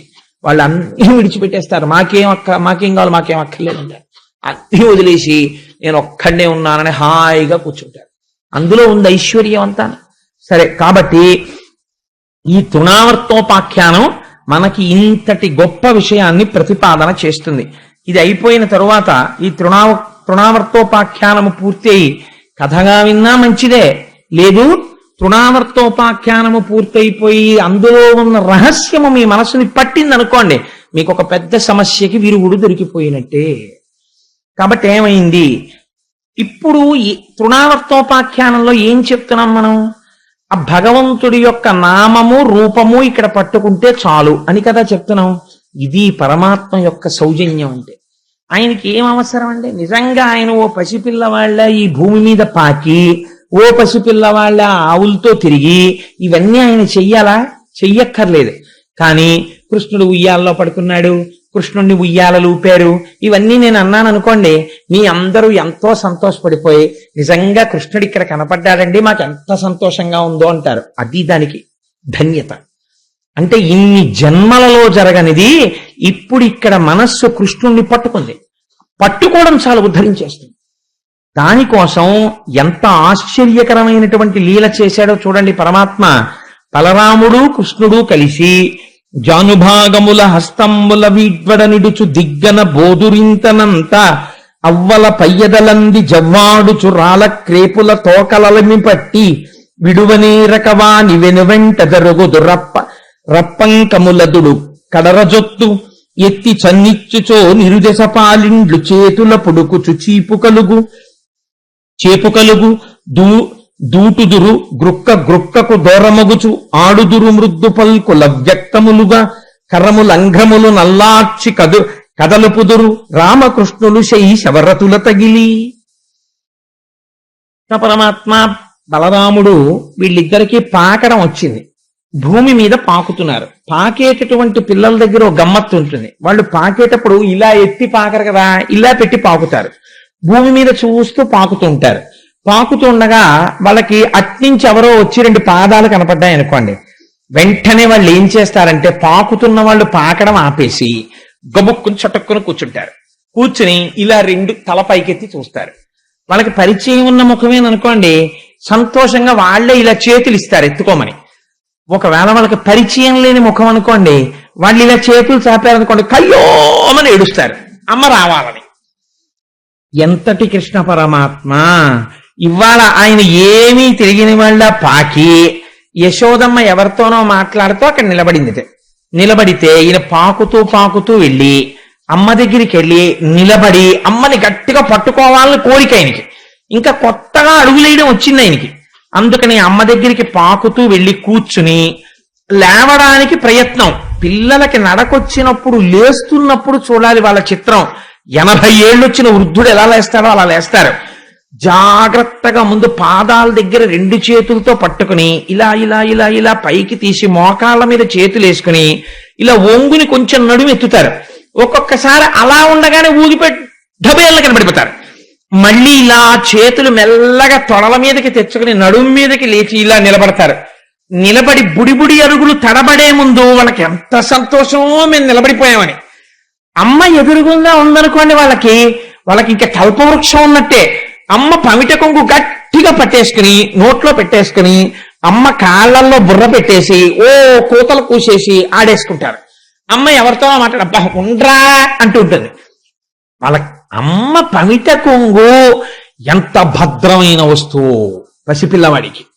అలా కృష్ణ పరమాత్మ వచ్చి యశోదాదేవి దగ్గర నిలబడి మెల్లిగా ఇలా చేతులేసి లేవలేక నిలబడిన వాళ్ళ ఇలా చేతులు చాపుతూ లేచి నిలబడి ఓ చిన్న పట్టుపంచ కట్టుకుని మెళ్ళో అమ్మేమో హారాలు వేసింది, లేచి నిలబడి ఆ యశోద పట్టుకొంగు పట్టుకుని అక్కడి నుంచి ఇంకా నిలబడదామని కాదు, బుడి అడుగులు ఇలా తడబడిపోతుంటారు కదా, అది గట్టిగా పట్టుకుని ఇలా ఉయ్యాలా ఊపినట్టుగా ఉయ్యాలా ఊగుతున్నట్టు అమ్మ కొంగట్టుకుని ఊగుతుండేవట. ఊగుతుంటే మరి ఇలా వేసుకున్న పమిట జారిపోదు. అమ్మేమో ఒరే పమిట కొంగట్టుకుని ఉయ్యాలలో కూడా ఏంటే అన్న పిల్లాన్ని ఇలా లాగేదిట. ఇది మెల్లిమెల్లిగా ఈ అలవాటు ఎక్కడి వరకు వెళ్ళిందంటే యశోదమ్మ చీర కొంగు పట్టుకునేవాడు. కొన్నాళ్లు పోయిన తర్వాత అలా ఒరే పట్టుకోకు, నేను పడిపోతాను నువ్వు పడిపోతాను, గభాలను వెనక్కి తిరిగేటప్పటికీ కాళ్ళు తనుకుంటా పట్టుకోకు అనేది అని వీడు పమిట కొంగు కట్టుకుంటున్నాడు. ఆవిడ ఇలా తీసి ఇలా దోపేసుకోవడం మొదలెట్టింది. అమ్మ పమిట కొంగులా మనకు ఆధారం ఏది, అది పట్టుకుని మనం ఇలా తడబడుతూ ఊగి ఎందుకు ఏం దొరుకుతుందని చూశాడు. ఆవులు కనపడ్డాయి. వీటి తోకలు పట్టుకుంటే బాగుంటుంది అనుకుని ఆక్కుంటూ ఆవు వెనకాతలకెళ్ళి ఆవులు ఏం అదృష్టం చేసుకున్నాయండి నిజంగా. దానికి పైగా తెల్లటి తోక నల్లటి కుచ్చు వేలాడుతుంటుంది. ఆ నల్లటి కుచ్చు అట్టుకుని జాగ్రత్తగా తోకట్టుకుని పైకి లేచేవట. తోక ఇలా మర్రి ఊడ వేళ్లాడినట్టు వేళ్లాడుతుంది. ఇంకా తోకట్టుకుని ఇటు నడవా అటు నడవా, ఆవేమో వెనక్కి అడుగులయ్యా పక్కలకు అడుగులయ్యా, ఇలా వెనక్కి తిరిగి చూస్తూ ఉండను. ఇంతలో యశోద ఏమిటి అల్లరని పైకొచ్చి చూసేటప్పటికి తోకట్టుకు ఆడుతుండేవాడు. ఉరే ఆవు తోకట్టుకు ఆడుతున్నావు, దాన్ని డెక్క పెట్టి తొక్కేసిందంటే ఆ చిన్ని కాళ్ళు పచ్చడైపోతాయిరా, నీకు బుద్ధి లేదని చెప్పి తీసుకుని ఒక్కటి కొడదామని ఇలా చెయ్యెత్తి చూసి ఆయన్ని కొట్టడమే. ఆయన ముఖం వంక చూసి ఆ బుగ్గలు చూసి ఓ దొంగ నవ్వు నవ్వేసేవాడు. ఆ నవ్వు చూసి ఆ వస్తున్న పళ్ళు చూసి ఆ ఎర్రటి నోరు చూసి ఆ నల్లటి కళ్ళు చూసి ఆ గిరజాల జుత్తు చూసి ఆ 2 చేతులు ఎత్తి అమ్మ భుజాల మీద వేసేసి అమ్మ కంఠం కింద తల పెట్టేసి పకపక నవ్వేసి అమ్మ వంక ఇలా చూసి అమ్మ బుగ్గలు అట్టుకుంటే పొంగిపోయేది. అబ్బా నాకిష్టయ్యా అని నాన్న అలా పట్టుకోకరా అనేదిట అని మళ్ళీ కింద దింపేస్తుండేదిట. ఇవన్నీ దేనికోసం? ఇక్కడ మనకి నిలబడ్డం కోసం ఆయన చేసిన ప్రయత్నం. ఇలా అయితే వీళ్ళు బాగా నన్ను లోపల పెట్టుకుంటారని ఇంత అల్లరి చేశాడు ఆయన అని. అలా పరమాత్మ యశోదతో ఆడుకున్నాడు కృష్ణావతారంలో. ఎంత ధన్యురాలండి నిజంగా యశోద. ఇది చెప్తుంటే పరీక్షిత్ అయ్యయ్యో కాలం వెళ్ళిపోతోంది, వెనక మృత్యు వస్తోందని భయపడలేదట. అమ్మో భాగవతం వినడం పూర్తి అవ్వకుండా వెళ్ళిపోను కదా అని బెంగపెట్టుకున్నట్ట. ఇలా శుకుడు ఆగి ఊపిరి తీసుకుంటే చెప్పండి చెప్పండి చెప్పండి అనేవట. తనకి మృత్యు భాగవతం పూర్తవకుండా వచ్చేస్తుందేమోనని. అంటే కృష్ణ కథ ఎంత ఆనందంగా ఉండేదో ఆయనకి దశమస్కందం దగ్గరికి వచ్చేటప్పటికి. అలా ఆడుకుంటున్నటువంటి కృష్ణులు మెల్లమెల్లగా కొంచెం గబుక్కుని లేచి నిలబడ్డాం, అడుగులు వేయడం వచ్చింది. తడవాడిరి బలకృష్ణులు తడవాడిరి వారి చూచి తగరంబాదుల్ తడవాడిరరులు భయమున్న తడవాడిరి వారి చూచి మునులను వేట్కన్ అంటారు పోతన గారు. తడవాడిరి బలకృష్ణులు లేచి బుడి అడుగులు వేస్తూ తూలిపోతూ పడిపోతూ ఇలా అడుగు తీసి అడుగు వేస్తూ పెద్ద నవ్వుతూ వాళ్ళు తడబడుతూ అడుగులు వేస్తుంటే తడవాడిరి బలకృష్ణులు తడవాడిరి వారి చూచి తగరంభాదుల్ లోకమునకంతటికీ నడత నేర్పేటటువంటి పరమాత్మ తప్పటడుగులు వేస్తూ నడుస్తున్నాడు నందవ్రజంలో. ఏమాశ్చర్యం నిజంగా అని చెప్పి ఆకాశంలో అప్సరసలందరూ నాట్యం చేశారట. మహర్షులు అగ్నిహోత్రం వేస్తూ ఓహో ఏం అదృష్టం రా, ఏ పరమాత్మకి హవిస్సులు ఇస్తున్నామో ఆయన బుడి నడకలు నడుస్తున్నాడు ప్రపంచంలో ఇవాళ అని దివ్య దృష్టితో చూసి వాళ్ళు సమాధిమగ్నులు అయిపోయేవారట. ఆయన బుడిబుడి అడుగులు చూసి రాక్షసులకి మరణకాలము దగ్గరికి వచ్చి వాళ్ళ అడుగులు తడబడడం మొదలెట్టేటే. అలాంటి తడబడుతున్నటువంటి అడుగులతో నడకలు నేర్చుకున్నట్ట. అమ్మ యశోద పొద్దున్నే లేక పుట్టిన పిల్లాడు, అందులో మహాందగాడు. ఆ పిల్లాన్ని తీసుకొచ్చి స్నానం చేసేసి పెద్ద జుత్తు, ఉంగరాల జుత్తు, ఆ ఉంగరాల జుత్తు అంతా కూర్చోపెట్టుకుని, అందులో ఏమిటో తెలుసా అండి, కథలంటే ఎంత ఇష్టమో కృష్ణ పరమాత్మకి. కృష్ణకర్ణామృతంలో చెప్తారు లీలాశుకుల వారు. కూర్చోపెట్టుకుని ఆఖరికి ఉయ్యాల ఊపేటప్పుడు, పడుకునేటప్పుడు కూడా మా అమ్మ కచ్చప్పమ్మ పడుకుంటానమ్మా, కచ్చప్పమ్మ పడుకుంటానమ్మా అనేవాడు. ఏం కథ చెప్తాన్రా అని పడుకోపెట్టి ఉయ్యాల ఊపుతో, పూర్వం ఇక్ష్వాకు వంశంలో దశరథ మహారాజు గారు ఉండేవారు. ఓ ఆయనకి 9 కుమారులు. ఓ పెద్ద కొడుకు రామచంద్రమూర్తి మహాధర్మాత్ముడు. ఓ అని ఇలా కళ్ళు పడుతుండేవి. అమ్మయ్య పడుకుంటున్నాడు అనుకునేది. ఆ రామచంద్రమూర్తి తండ్రిని సత్యవాక్యమునందు నిలబెట్టడం కోసమని 14 సంవత్సరముల అరణ్యవాసానికి వెళ్ళాడు. ఓ అన్నప్పుడల్లా గుర్తెట్టుకోండి, కృష్ణుడు అంటున్నాడు ఓ అని. ఆయన అరణ్యవాసానికి వెళ్ళిన తర్వాత సీతమ్మ తల్లిని దుర్మార్గుడైన దశకంఠుడైన రావణాసురుడు అపహరించి తీసుకుపోయాడు అనేటప్పటికీ ఆ ఉయ్యాలలో పడుకున్న కృష్ణుడు ఒక్కసారి ఉయ్యాలలోంచి లేచి లక్ష్మణ ఇలా పట్ట ధనస్సు అన్నట్ట. ఎక్కడికి పోతుంది తత్వం? కిందటి జన్మలో రాముడు ఆయనే. అందుకని ఉలిక్కి పడిందిట యశోద. ఇదేమిటి వీడికి ఈ కథ ఇక్కడ వరకు చెప్పిన తర్వాత ధనస్సు పట్టమంటాడు ఏమిటని. వెంటనే విష్ణుమాయ కబ్బించేసి అమ్మ దగ్గర దొంగ నవ్వు నవ్వేసి మళ్ళీ పడుకునేవాడు. ఓహో ఇది రామావతారం కదా అనుకునేవాట. అలా ఆ కథలు వింటుండేవాడు. ఆవిడ చక్కగా ఓ చిన్న కొప్పు ఒకటి వేసి అదంతా ఇలా పక్కలకి దువ్వేసి ఓ చిన్న తాడు కట్టి, దానికి ఇప్పుడైతే ఏదో చిన్న పువ్వు పెడతారు, అప్పుడు చక్కగా ముత్యాల దండ ఒకటి చుట్టి, మెడలో ఒక మంచి హారం వేసి, దానికి ఒక నీల పతకం వేసి, ఓ పట్టు చిన్న తువ్వాలు తీసుకొచ్చి చక్కగా ఉత్తరీయం కట్టి, దానికి కుర్చీళ్లు పెట్టి గోచీ పోసి కట్టేసి, కాళ్ళకి కంకణాలు పెట్టి ఆ మంజీరములు మోగుతుంటే కృష్ణుణ్ణి విడిచిపెట్టి నాన్న ఆడుకో అని ఒక చిన్న వేణువిస్తే ఆ వేణు ఊదుకుంటూ తిరుగుతుండేవాడు ఇంట్లో అంతా. ఒక రోజున పాకుతూ మట్టిలోకి వెళ్ళి పడుకున్నాడు. పోతన గారు ఎంత దర్శనం చేశారో తెలుసా అండి? శివరాత్రికి ముందు రోజు మనం ఈ పద్యాలు వినగలగడం ఈశ్వరుని యొక్క అనుగ్రహం. నేనేం కావాలని తేలేదు, అవే వచ్చాయి. చూడండి, తనువున నంటిన ధరణి పరాగంబు పూసిన నిరిభూతి పూతగాగా ముందర వెలుగొందు ముక్తాలలామంబు తొగడ సంగడిగా నితునకగాగా ఫలభాగంబుపై పరగునా విరిబొట్టు కాముని కాల్చిన కన్నుగాగా కంఠమాలికలో నిఘన నీల రత్నంబు కమనీయమగొమెడ కప్పుగాగా హారవల్లులు రగహారవల్లులు కాగ బాలలీల ప్రౌఢ బాలకుండు శివుని పగిది నొప్పె శివునకును తనకును వేరులేమి తెలియగలగునట్లు. పోతన గారంటారు, మట్టిలో ఆడుకుంటున్నటువంటి చిన్ని కృష్ణుడు ఆ మట్టి తీసి మీద పోసుకుంటే నాకు కృష్ణుడు కనపట్టలేదు, ఒంటి నిండా భస్మ అలుదుకున్న శంకరుడు కనపడుతున్నాడు, బాలశంకరుడు. ఆయన మెడలో ఒక చిన్న హారం వేసుకుని దానికి మధ్యలో నీల పతకం ఉంటే ఆ పతకము కాంతి కంఠం మీద కొడుతుంటే గరళాన్ని కంఠంలో పెట్టుకున్న నీలకంఠుడు కనబడుతున్నాడు. అమ్మ కొప్పుకి కట్టినటువంటి ముత్యాల సరాలు చూస్తుంటే నాకు కపర్ది అని పెద్ద జటాజూట ఉండి అందులో గంగమ్మని ధరించి చంద్రరేఖని పెట్టుకున్నటువంటి శంకరుడు దర్శనం అవుతున్నాడు. ఆ మెడ నిండా అమ్మ హారాలు వేస్తే నాగభూషణుడై పావులు ధరించినటువంటి శంకరుడు దర్శనం అవుతున్నాడు. చిన్ని కృష్ణుడు నా వంక చూసి, పోయిపోతానా, కృష్ణుడు శివుడు అని 2 లేరయ్యా అని నాకు పాఠం చెప్పినట్టు కృష్ణుడు శివుడు అని 2గా కనపడుతున్నది ఒకటే తత్వము సుమా అని నాకు పాఠం చెప్పాడా అన్నట్టుగా కనపడ్డాడు అని పోతన గారు పద్యం రాసుకున్నారు. ఎంత శివకేశవ అభేదాన్ని పాటించి ధన్యుడైపోయాడో చూడండి మహానుభావుడు. అందుచేత అటువంటి దర్శనం పోతన గారు చేసి అంటారు, ఆ యశోద ఇంట్లో ఒక గమ్మత్తై. నిజంగా పోతన గారి భాగవతం చదవాలండి. పోతన భాగవతం, కృష్ణకర్ణామృతం. ఎప్పుడైనా కృష్ణకర్ణామృతం చెప్పే అదృష్టాన్ని ఈశ్వరుడు ఇస్తే ఆనాడు కుదురు గాని కృష్ణలీలలు అందులో ఎలా అనుభవించాడో లీలాశుకుడు.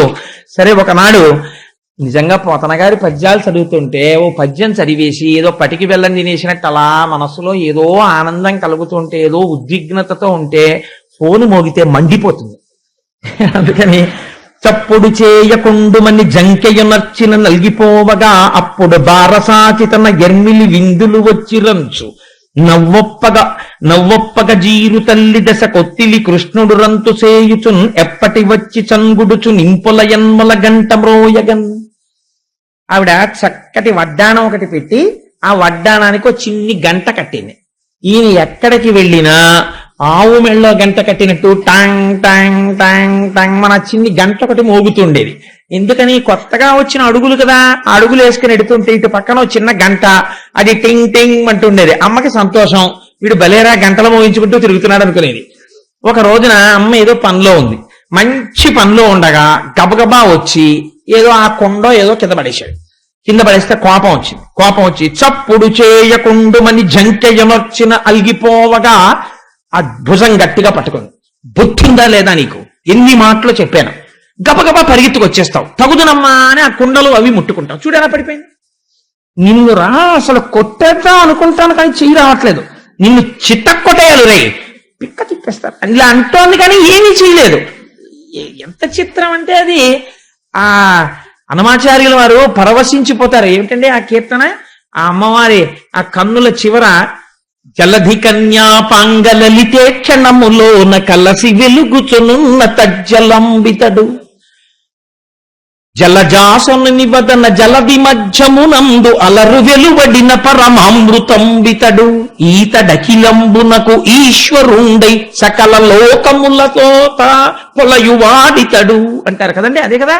అలా ఆయన మహానుభావుడు అమృత స్వరూపం, అమృత భాండమైన ఈ లోకములంతటా నిండి ఉన్నవాడు. ఇవాళ ఏమీ తెలియని గొల్లపిల్లవాడిలా యశోద పక్కన తిరుగుతున్నాడు. ఎంత కొట్టేస్తాను ఎంత తిట్టేస్తానంటే మాత్రం చేతులు వస్తాయా? 33 కోట్ల మంది దేవతలు దీనికే ముక్కున వేలేసుకుంటున్నారు ఆవిడ ఇంటి చుట్టూ తిరుగుతూ. ఏమదృష్టం అసలు యశోదని. చెయ్యి పట్టుకుని ఒరే నీ పిక్క తిప్పేస్తానని ఆ తొడ దగ్గర ఇలా చెయ్యి పెట్టేటప్పటికి ఆ మెత్తటి అమ్మా అని ఇలా పెట్టేవాడు మొహం అనేటప్పటికి ఆ మొహం చూసి ఆ ఎరుపెక్కిపోయిన బుగ్గలు చూసి ఆ వస్తున్న 2 పైన 2 పళ్ళు కిందో 2 పళ్ళు ఆ పళ్ళు చూసి అమ్మకి జాలేసేసి ఈ మాట మళ్ళీ దగ్గరికి రా నీ పని చెప్తాను అనేటప్పటికి అంతే కోపం వచ్చేసింది. ఇప్పుడు కొత్తగా నడవడం ఒకటి వచ్చింది. ఎలా ప్రవర్తించేవాడంటేట అమ్మ ఇలా దెబ్బలాడగానే చప్పుడు చేయకుండుమని జంకెయమర్చిన అలిగిపోవగా టింగ్ టింగ్ టింగ్ టింగ్ అని గంట మోగుతూ ఫైర్ ఇంజన్ లాగా గంభీరంగా అడుగులేసేసుకుంటూ కోపం అనమాట. అదంతా ఇలా చేతులు వెనక్కి పెట్టేసుకుని గబగబా వెళ్ళిపోయి నేను ఆడుకోను, నేను ఎక్కడికి వెళ్ళను, నేను నీ దగ్గరికి రాను, నేను ఇలాగే కూర్చుంటాను అని గొంతు కూర్చుని ఇలా కూర్చునేవాడు. కూర్చుంటే ఎంతసేపు కూర్చుంటాడో చూస్తానని చెప్పి తన పని తను చేసుకుంటున్నట్టుగా ఇలా చూస్తుండేది.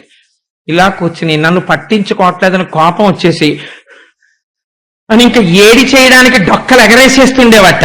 ఆ బుగ్గలు అదిరిపోతా. అమ్మ చూసి లేక లేక పుట్టినవాడు చూడి ఎంత కోపం వచ్చేసిందో, ఈ మాట అన్నందుకు వెళ్ళిపోయి ఇలా ఓ మూల కూర్చుని ఇలా మూతి మీద వేలేసేసుకుని అంటున్నాడు అని పుట్టిన ఏం చూడనట్టుగా ఎంత వర్ణన చేశారండి. అప్పుడు బారసాచి తన ఎర్మిలి విందుల వచ్చిరంచు ఇలా వెనక్కి తిరిగి కృష్ణుడు అక్కడ ఉన్నాడని చూడనట్టుగా ఉట్టినే కాసేపు అలా ఏదో తిరిగినట్టు తిరిగి ఇలా డబ్బా తీసి ఎడీనా చిన్ని కిట్టయ్యా అని డబ్బా అక్కడ పెట్టేసి ఉట్టినే కావాలని అక్కడ ఉన్నటువంటి ఓ చిన్న ఏదో ఓ చీర ఆరేసి ఉంటే చీర పక్కకి తీసి ఏడబ్బా నా చిన్ని కృష్ణుడు ఎక్కడికి వెళ్ళిపోయాడు, నా కన్న తండ్రికి నా మీద కోపం రాదే, నేను పిలవగానే వచ్చేస్తాడే, అమ్మంటే వాడికి అంత ఇష్టం, నేను ఏమన్నా పట్టించుకోడు, నాన్న కన్నయ్య అన్నానంటే చాలు ఎక్కడున్నా పరిగెత్తుకొచ్చేస్తాడు నా తండ్రి, చూడు నేను ఎలా పిలుస్తానో నా చిన్ని నాన్నని అని కళ్ళు మూసుకుని ఇలా చేతులు చాపి పోతన గారు వర్ణిస్తారు. అప్పుడు బారసాచితమ ఎర్మిలి పరమ ప్రేమతో కళ్ళు మూసుకుని ఇలా చేతులు చాపి వచ్చేస్తున్నాడు వచ్చేస్తున్నాడు వచ్చేస్తున్నాడు చిన్ని గిట్టయ్య వచ్చేస్తున్నాడు చిన్ని గిట్టయ్య వచ్చేస్తున్నాడు అనేటప్పటికి ఆ మూల ఇలా కూర్చున్నవాడు ఇలా చేయి తీసేసి ఇలా నవ్వేసి పొంగిపోయి పరిగెత్తుకుంటూ టింగ్ టింగ్ టింగ్ టింగ్ టింగ్ టింగ్ వినపడిపోతాడు వచ్చేస్తాడని వచ్చేసి అమ్మ 2 చేతుల్లో పడిపోయి అమ్మ వచ్చేసానమ్మా నీ కన్నయ్య వచ్చేసాననేవాట. అనేటప్పటికీ నాకు తెలిసిన నువ్వు వచ్చేస్తామని పొంగిపోయి ఆ ఆనందంలో పాలు చేపుకొచ్చేసి ఒళ్ళో పడుకోబెట్టకని పాలు ఇచ్చేసేది. ఏమీ తెలియని వాళ్ళ పాలు తాగేసి అమ్మ వంకు ఇలా ఓ దొంగ చూపు చూసేసి సంతోషపడిపోయి టింగ్ టింగ్ అని గంట కొట్టుకుంటూ బయటకు వెళ్ళిపోయేవాడు. నిజంగా పోతన గారు లైవ్ టెలికాస్ట్ ఇచ్చారని మహానుభావుడు ఎన్ని పద్యాలు రాశారు అలాంటివైనా నిజంగా తరించిపోయారు పోతన గారు. ఆ పోతన గారిని మరిచిపోవడం, కనీసం ఒక్కొక్క ఊళ్ళో ఒక్కొక్క సెంటర్లో పోతన గారి విగ్రహం లేకపోవడం, పోతన గారికి ఒక ఫోటో లేకపోవడం, పిల్లలకి పోతన గారు రాయినా అని చెప్పడానికి ఇళ్లల్లో ఫోటోలు లేని దరిద్రానికి తెలుగు జాతి దిగజారిపోవడం మన దౌర్భాగ్యం. అంతటి మహానుభావుడైన అమ్మ దగ్గర ఇంత అమాయకంగా నటించిన వాడు అమ్మని మభ్యపెట్టి వల్లవ గృహనవనీతములెల్లను భక్షించి వచ్చి ఎరుగని భంగిన్ తల్లిగదిసి చిట్టాడుచు అల్లనచను బొవ్వ పెట్టు అవ్వాయనుచున్. అందరిళ్లలోకి వెళ్ళిపోయేవాట. ఇప్పుడు అమ్మ ఇంకా నమ్మేసింది కదా, అందుకని వెళ్ళిపోయి గబగబా అన్ని ఇళ్లలో ఉన్న వెన్న నెయ్యి అన్ని తినేసేవాడు. తినేసి ఆయనది ఏం సామాన్యమైన పరచండి, అందులో అన్ని లోకాలు ఉన్నాయి. అమ్మ నమ్మకుండా ఉండాలని మూతంతా తుడిచేసుకునేవాట. బయటే శుభ్రంగా ఆడుకుని వచ్చిన వాళ్ళ ఆ మట్టి అవి చేతులకి ఒంటికి బాగా పూసేసుకుని బయటే ఒరే ఎవరు చెప్పకండి అనేవాడు అని ఆ ఆకులకి అలమలకి తుడిచేసేవాడు. ఆవులకి రాసేసేవాడు ఆ వెన్న నెయ్యిని. రాసేసి ఇంట్లోకి వస్తూనే ఒంటి తలుపులు అవన్నీ మధ్యలో ఇలా అడ్డంగా ఉండి ఆ తలుపు ఇలా తోస్తా, అమ్మ ఆకలేసేస్తోందమ్మా బువ్వ పెట్టమ్మా, అమ్మ నాకు బువ్వ పెట్టమ్మా అంటూ ఇంట్లోకి వచ్చేవాడు. అమ్మ అనుకునేది పాపం ఎంత ఆకలిస్తుందో, ఇందాక ఎప్పుడో పాలు తాగి వెళ్ళిపోయాడు పిల్లాడు, చెప్పి దానన్నా బువ్వ పెడతాను అని చెప్పి నీ కోసం పప్పు వండాను, నీ కోసం చక్కెర పొంగలు వండాను అని అన్ని కూర్చోపెట్టి కలిపి నోట్లో పెడితే కథ చెప్పు తింటాననేవాడు. మళ్ళీ ఇదోటి లంచం, ఓ కథ ఏదో. అప్పుడు స్వామి మత్స్యావతారం ఎత్తారు అంటే ఏమీ తెలియని వాళ్ళ అంటూ గుటుక్కుని మింగేస్తే అంతా పెట్టేసి ఏ గొల్ల కాంతలో వచ్చి చూసేశారేమోనని ఆవిడికి బెంగ. ఆఖరణ ముద్దులా ఉప్పు తీసేసి ఇరుగు దృష్టి పొరుగు దృష్టి వాళ్ళ దృష్టి వీళ్ళ దృష్టి అన్ని పటాపంచలు అయిపోవాలని తీసుకెళ్లి వీధిలో పారేసి నాన్న మూతి కడిగేసుకొని మూతి కడిగేసి కాసేపు బొజ్జ పైకొచ్చింది దృష్టి తగులుతుంది అందుకని చెప్పి పై వరకు కట్టేసుకుని పడుకో కాసేపు అని పడుకోబెట్టేసి ఏం చేసి వచ్చాడు, ఊళ్ళో వినలని వినేసి వచ్చాడు. ఈ పిచ్చి తెల్లు అనుకునేది పాపం నేను పెట్టిన బువ్వే తిన్నాడు బొజ్జ పైకి వచ్చిందని దృష్టి తగిలేస్తుంది అనుకునేది ఈవిడే. ఎంత నిజంగా ఎన్ని విన్యాసాలు చేశాడండి దశమస్కంధంలో. ఈలోగా రావలసిన వాళ్ళందరూ రానే వచ్చేసారు. శివరాత్రి నాడు భక్తులు గుడికి వచ్చేసినట్టు వచ్చేసారు అందరూ.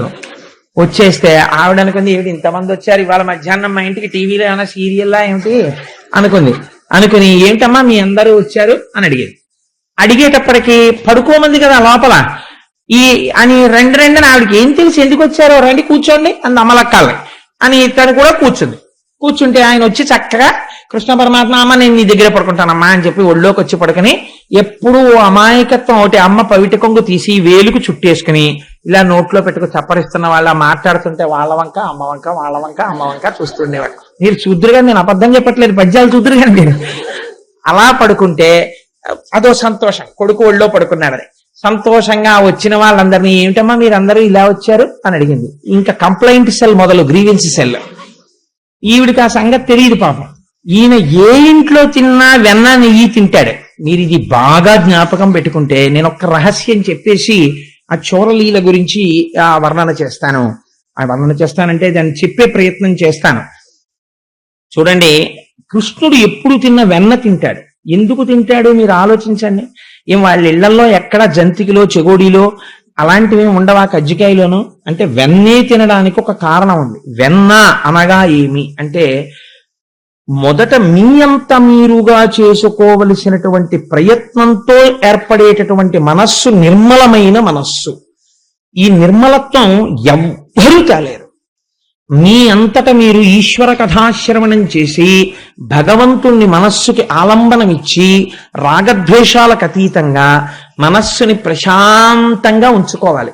ఇలా నిర్మలంగా ఉన్నటువంటి మనస్సుని పాలకుండ అని పిలుస్తారు. ఆయన మనస్సు పాలకుండండి అంటారు. నిర్మలమైన మనస్సే పాలు. ఇప్పుడు ఈ నిర్మలమైన మనస్సు అలా నిలబడ్డంలో ఇప్పుడు దీనికి ఈశ్వరుణ్ణి తీసుకొచ్చి మీరు ఆలంబనం ఇచ్చారనుకోండి, అది పొంగిపోవడం మొదలెడుతుంది. భక్తితో కూడిన కర్మాచరణము, ఎంతో సంతోషమైనటువంటి పూజ చేయడం మొదలు పెడతారు. పూజ ఎప్పుడూ బర్డెన్ కాకూడదు. పూజ చేస్తుంటే దానికి పొంగు రావాలి, అబ్బా మళ్ళీ చెయ్యాలనిపించాలి తప్ప భగవంతుడి కోసం ఏదైనా వదిలేస్తాననే అంత పూనికి రావాలి. అలా ఉండాలి పూజ అంటే. మీరు చూడండి, వెంకటాచల సుప్రభాతంలో ఒక మాట ఉంటుంది, తద్గో పురాగ్రశిఖరాన్ని నిరీక్షమాణాః స్వర్గాపవర్గ పదవీం పరమాం శ్రయంతః మర్త్యా మనుష్య భువనే మతిమాశ్రయంతే శ్రీవేంకటాచలపతే తవ సుప్రభాతం. వెంకటాచలంలో తెల్లవారుజామున 4 గంటలు 3 గంటల సమయంలో ఫ్లడ్ లైట్ల కాంతిలో స్వామివారి బంగారు విమానం పసుపచ్చటి రంగులో మెరిసిపోతుంటుంది. మీరు ఆ వైకుంఠం క్యూ కాంప్లెక్స్కి వెళ్ళడానికి మెట్లెక్కి కుడిపక్కకి తిరుగుతున్న దగ్గర నిలబడి ఆ లోపలికి చూస్తే స్వామివారి పచ్చటి విమానం మంచులో మెరిసిపోతూ కనపడుతుంటుంది. పొద్దున్నే దేవేంద్రుడు దేవతలందరినీ తీసుకొస్తాట. చతుర్ముఖ బ్రహ్మగారు సుప్రభాతంలో స్వామి కాళ్ళు కడుగుతారు. అది బ్రహ్మతీర్థం అని సుప్రభాతం టికెట్ హోల్డర్లకు ఇస్తారు. అప్పుడు దేవతలందరికీ దర్శనం ఇప్పిస్తాడు ఇంద్రుడు. వెళ్ళి చూసి రండిరా అంటాడు. యోషా గణైన విరదగ్ని విమధ్యమాని ఘోషాలయేషు దిమంథన తీవ్ర ఘోషాః. కృష్ణావతారాన్ని గుర్తు చేస్తారు అందులో. తంత్రీ ప్రకర్ష మధుర స్వనజా విపంచ గాయత్యనంత చరితం తవ నారదోపి భాషా సమద్గమ సకృత్కరచారు రమ్యం. నారదాది మహర్షులు వచ్చి కీర్తనలు చేస్తుంటారు. ఈ దేవతలందరూ లోపలికెళ్ళి స్వామి దర్శనం చేసుకుని పొంగిపోయి ఆనంద నిలయంలోంచి బయటికి వచ్చాక ఇంద్రుడు ఒక్కొక్కడిని పిలుస్తాట. రండి రండి రండి రండి, టైం అవుతోంది, ఎవడి స్థితిలోకి వాడు వెళ్ళాలి, పదండి పదండి అంటట. అంటే ఇప్పటి వరకు ఇంద్రుడి దగ్గర ఇలా అనకవుగా ఉన్న వాళ్ళు అంటారట, వెళ్ళవా నేను రా అవతలకి, నేను రావు అంటారు. ఏమిటి రోయ్ రానంటున్నావు? దేవలోకంలో పోస్ట్ అది పోతుంది తెలుసా? కంకణం వేయించుకోకుండా రోజు దర్శనం ఇప్పిస్తున్నాను, పోస్ట్ లో ఉన్నావు కాబట్టి రా అంటాట. అంటే వాళ్ళంటారట, వెళ్ళవా వాళ్ళకి కావాలి నీ పోస్టు, తీసేస్తే తీసే, ఇదిగో ఇప్పుడే VRS అప్లికేషన్ ఇచ్చేసాను, యాక్సెప్ట్ చేసే, గొడవ వదిలిపోతుంది. నాకు ఆ పెన్షన్ బెనిఫిట్ కూడా అక్కర్లా, దేవేంద్ర సహాయ నిధికి రాసేశాను, నువ్వు తీసేసుకో. ఎప్పుడైనా ప్రకృతి విపత్తులు వస్తే నీ ప్రజలకి పనిచేసుకో, దేవతలకి, నాకు అక్కర్లా రూపాయి. నేనేం చేస్తానో తెలుసా? ఈ వైకుంఠం క్యూ కాంప్లెక్స్ దగ్గర నించుంటాను. నువ్వు దర్శనం చేయించకపోతే నాకేమైపోతుంది? ఇక్కడ నించుని అదిగో తద్గో పురాగ్రశిఖరాన్ని నిరీక్షమాణాః, ఆ పసుపచ్చటి స్వామివారి ఆనంద నిలయ గోపురాన్ని చూస్తూ నిలబడిపోతాను. చాలు నాకు. స్వర్గాపవర్గ నిరపేక్ష నిజాంతరంగాః, నాకు అక్కర్లేదు ఆ స్వర్గం, నేను రాను ఊర్ధ్వలోకాల కంటారట. మహాపుణ్యం చేసిన వాళ్ళని వెంకటాచలం నుంచి తీసుకెడుతుంటే నాకు అక్కర్లేదండి ఆ స్వర్గం, ఇక్కడ నిలబడి మేము ఆ గోపురం చూస్తూ నిలబడతాను చాలంటారట. అలా అంటున్నారయ్యా వెంకటాచలపతి, చూసావా నీ దర్శనానికి ఎంత మక్కువతో ఉన్నారో నీ భక్తులు, లేచిరా లేచిరా అని పిలుస్తారు. నిజంగా ఏమి సుప్రభాతం, ఏమి వెంకటాచలం, ఏమి దర్శనం మహానుభావుడిది. సరే, అందుచేత ఆ స్వామిని అక్కడ ఆ రకంగా ఆయన వెన్న తినడము అన్నదాని వెనకాతల ఉన్న రహస్యం, మీరు నిర్మలమైన మనస్సుతో సర్వకాలముల యందు భగవంతుడి గురించి ఆలోచించగలిగినటువంటి స్థితితో పూజ చేస్తే, ఆ పూజ చేస్తున్నప్పుడు మనసు రమించిపోతూ ఇంకొక పావుగంట చేద్దాం, ఇంకొక అరగంట చేద్దామని మీకు అనిపించింది అనుకోండి, అది పూజ. పూజ యందు ఉత్సాహం ఉండాలి. అలా పూజ చేస్తే దాని చేత భక్తి ఏర్పడి, భక్తి చేత చేసిన కర్మ వలన మనస్సు శుద్ధి ఏర్పడి, ఈ శుద్ధి వలన వైరాగ్య భావన కలిగి ఈ సంబంధాలన్నీ కృతకాలు. ప్రధాన సంబంధం ఈశ్వరుడితోని వైరాగ్యం వస్తే ఈ వైరాగ్యం అనేటటువంటి అగ్నిహోత్రము మీద నిర్మలమైనటువంటి మనస్సనబడిన పాలు కాగాలి.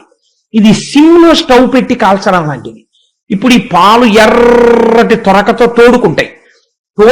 ఇప్పుడు ఈ పాలు చక్క ఎర్రటి మీగడ తొరక కట్టాయి, కమ్మటి పాలు కాగి ఉన్నాయి. దీనివల్ల నిర్మలమైన మనస్సనబడిన పాలు ఈశ్వర కైంకర్యము వలన, భక్తి వలన వైరాగ్య భావన అనే అగ్నిహోత్రం మీద కాలి కమ్మటి పాలు వచ్చాయి. కానీ పాలు పెరుగు అవ్వాలి. మీరు చెక్ బుక్ కట్టుకొట్టి అందులో పెడితే విరిగిపోతాయి. ఏం పెట్టాలి? ఇంకొకటి పెరుగుగా మార్చదు, పెరుగే పెరుగుగా మారుస్తుంది. ఇతపూర్వం తాను ఈశ్వరుని యొక్క గుణములను విని లోపల స్తంభించిపోయి ధ్యానమునందు ఎవడనుభవించాడో వాడే వచ్చి మళ్ళీ ఆ మాట చెప్పాలి. పెరుగులే వెయ్యాలి పాలల్లో. గురువు యొక్క ఉపదేశం వినాలి. గురూపదేశం వింటే ఆ పెరుగు పాలల్లోకి వచ్చి పడి తోడుకుంటుంది. పెరుగు వేసిన తర్వాత మీరు ఆ పాలు తోడుకున్నాయో లేదో అని అస్తమానం ఇలా ఇలా అన్నారనుకోండి, తోడుకో. గురూపదేశం విన్న తర్వాత గురువు గారి ఉపదేశం ఎలా ఉంటుందంటే, ఒకసారి దూడ వచ్చి ఆవు పొదుగులో ఇలా నోరు పెట్టి ఇలా ఇలా అందనుకోండి, అంతే, ఇలా అనగానే ఆవు పాలు వదిలేస్తుంది శిరంలోంచి. వదిలిపెట్టేసిన తర్వాత మీరు కింద కుండ పెట్టడం మరిచిపోయి ఇలా ఇలా శిరాలను అంటున్నారు అనుకోండి, అంటుంటే మీరు కింద కుండ పెట్టారా లేదా ఆవుకు అనవసరం, ఆ పాలు నేలపాలు అయిపోతాయి, అంతే, కారిపోతాయి. వదిలిన తర్వాత ఇంకా వెనక్కి తీయడం ఆవుకి చేత కాదు. ఒకసారి వచ్చి కాళ్ళ మీద పడి గురువుగారు మాకు ఇది చెప్పండి అని అడిగినటువంటి శిష్యుడి ఆర్తి చూసి చెప్పకుండా ఉండలేక మేఘము వర్షించినట్టు, ఆవు పాలను వదిలినట్టు గురువు చెప్పడం మొదలు పెట్టేస్తాడు. మొదలు పెట్టేస్తే ఆపడం కష్టం, గురువుకి వెనక్కి తీలేడు, రమించిపోతుంటాడు అందులో. అలా రమించిపోతున్నటువంటి గురూపదేశాన్ని కదలనికుండలా పట్టాలి. పడితే ఈ పెరుగులోక పెరుగు పడాలి, పడితే తోడుకుంటుంది ఈ పెరుగు. గురువు ఎలా ఉంటాడో అలా శిష్యుడు తయారవుతాడు. అందుకే సదాశివ సమారంభాం శంకరాచార్య మధ్యమాం అస్మదాచార్య పర్యంతాం వందే గురు పరంపరాం. అది పరంపరాగతంగా వెడుతుంది ఆ గురు పరంపర. గురువు వెనక గురువు తయారవుతాడు. అలా తోడుకుంటుంది ఇప్పుడు ఈ పెరుగు. తోడుకున్న పెరుగు బాగా గట్టిగా తోడుకున్న తర్వాత ఇప్పుడు మీరు ఒక పని చెయ్యాలి. ఇతపూర్వం గురువులు చెప్పినటువంటి మాటల్ని ఈ చెవితో విని ఈ చెవితో వదలడం కాకుండా, వారు చెప్పినటువంటి మాటల్ని లోపల బాగా తిప్పాలి. ఈ తిప్పడమే మననం అనేటటువంటి కవ్వము. ఇది తిరుగుతుంటే ఈ పెరుగు చిలుకుతుంది. ఇదే యోషా గణీనవ రథగ్ని మధ్యమాని ఘోషాలయేషు దిమంథన తీవ్ర ఘోషా. ఐ సుప్రభాతానికి కాదు లొంగేదైన లేచొచ్చేది. దేనికి లొంగుతాడో తెలుసా అండి? ఇక్కడొస్తున్న చప్పుడికి లేస్తాడు. గురువుల వలన తాను విన్న విషయాన్ని బ్రాహ్మీ ముహూర్తంలో కూర్చుని ఇక్కడ మనసు పెట్టి చిలికి ధ్యానం చేస్తుంటే ఈ చప్పుడు ఈశ్వరుడికి వినపడుతుంది. ఎలా లేచొస్తాడో అంటే, ఆ లేచి వచ్చేటప్పుడు అసలు నేను ఇలా రావచ్చా అన్నది కూడా మర్చిపోతాడు. మర్చిపోయి లక్ష్మీ మహీతద నిరూప నిజానుభావ నీలాది దివ్య మహిషీకర పల్లవానాం అటువంటి పాదాలతో రాత్రి లక్ష్మీదేవిని కౌగలించుకొని పడుకున్నప్పుడు ఆవిడ యొక్క స్తనముల మీద ఉన్న కస్తూరి తన ఒంటి మీద అంటుకుని ఉండగా, అయ్యో నేను ఇలా రాకూడదన్నది కూడా మరిచిపోయి ఉత్తరీయం కప్పుకోవడం మరిచిపోయి వచ్చేస్తాడు. భక్త పరాధీనుడైపోతాడు. ఇలా రావడానికే సుప్రభాతం పూర్తవగానే మనం ఒక శ్లోకం చెప్తుంటాం. ఒక అద్భుతమైనటువంటి శ్లోకం, దాంతోనే ప్రారంభం అవుతుంది స్వామి దర్శనం యథార్థానికి మంగళం. ఆ శ్లోకంలో విజయీ భవ వెంకట శైలపతే, అప్పుడు పొంగిపోయి భక్తుడు కోరిక అడగడు, స్వామి నీకు విజయమగుగాక అంటాడు. అలా ఈశ్వరుణ్ణి చూసి పొంగిపోయేటటువంటి హృదయం ఏర్పడుతుంది. ఇది మననం అనేటటువంటి కవ్వంతో చిలుకుతారు. చిలికితే ఇప్పుడు ఏమైంది, ఈ లోపల నుంచి వెన్న పైకొస్తుంది, తేలుతుంది పైకి. ఈ వెన్నకి 2 లక్షణాలు ఉంటాయి. ఈ వెన్న అగ్నిహోత్రం మీద పెడితే కరిగి నెయ్యి అవుతుంది, నీటిలో కాని మజ్జిగలో కాని వేస్తే తేలుతుంది. ఈశ్వరుడి నుంచి దూరం అవ్వాలంటే తన రూపమే నాశనం అయిపోతుంది, ఉండలేడు ఇంకా.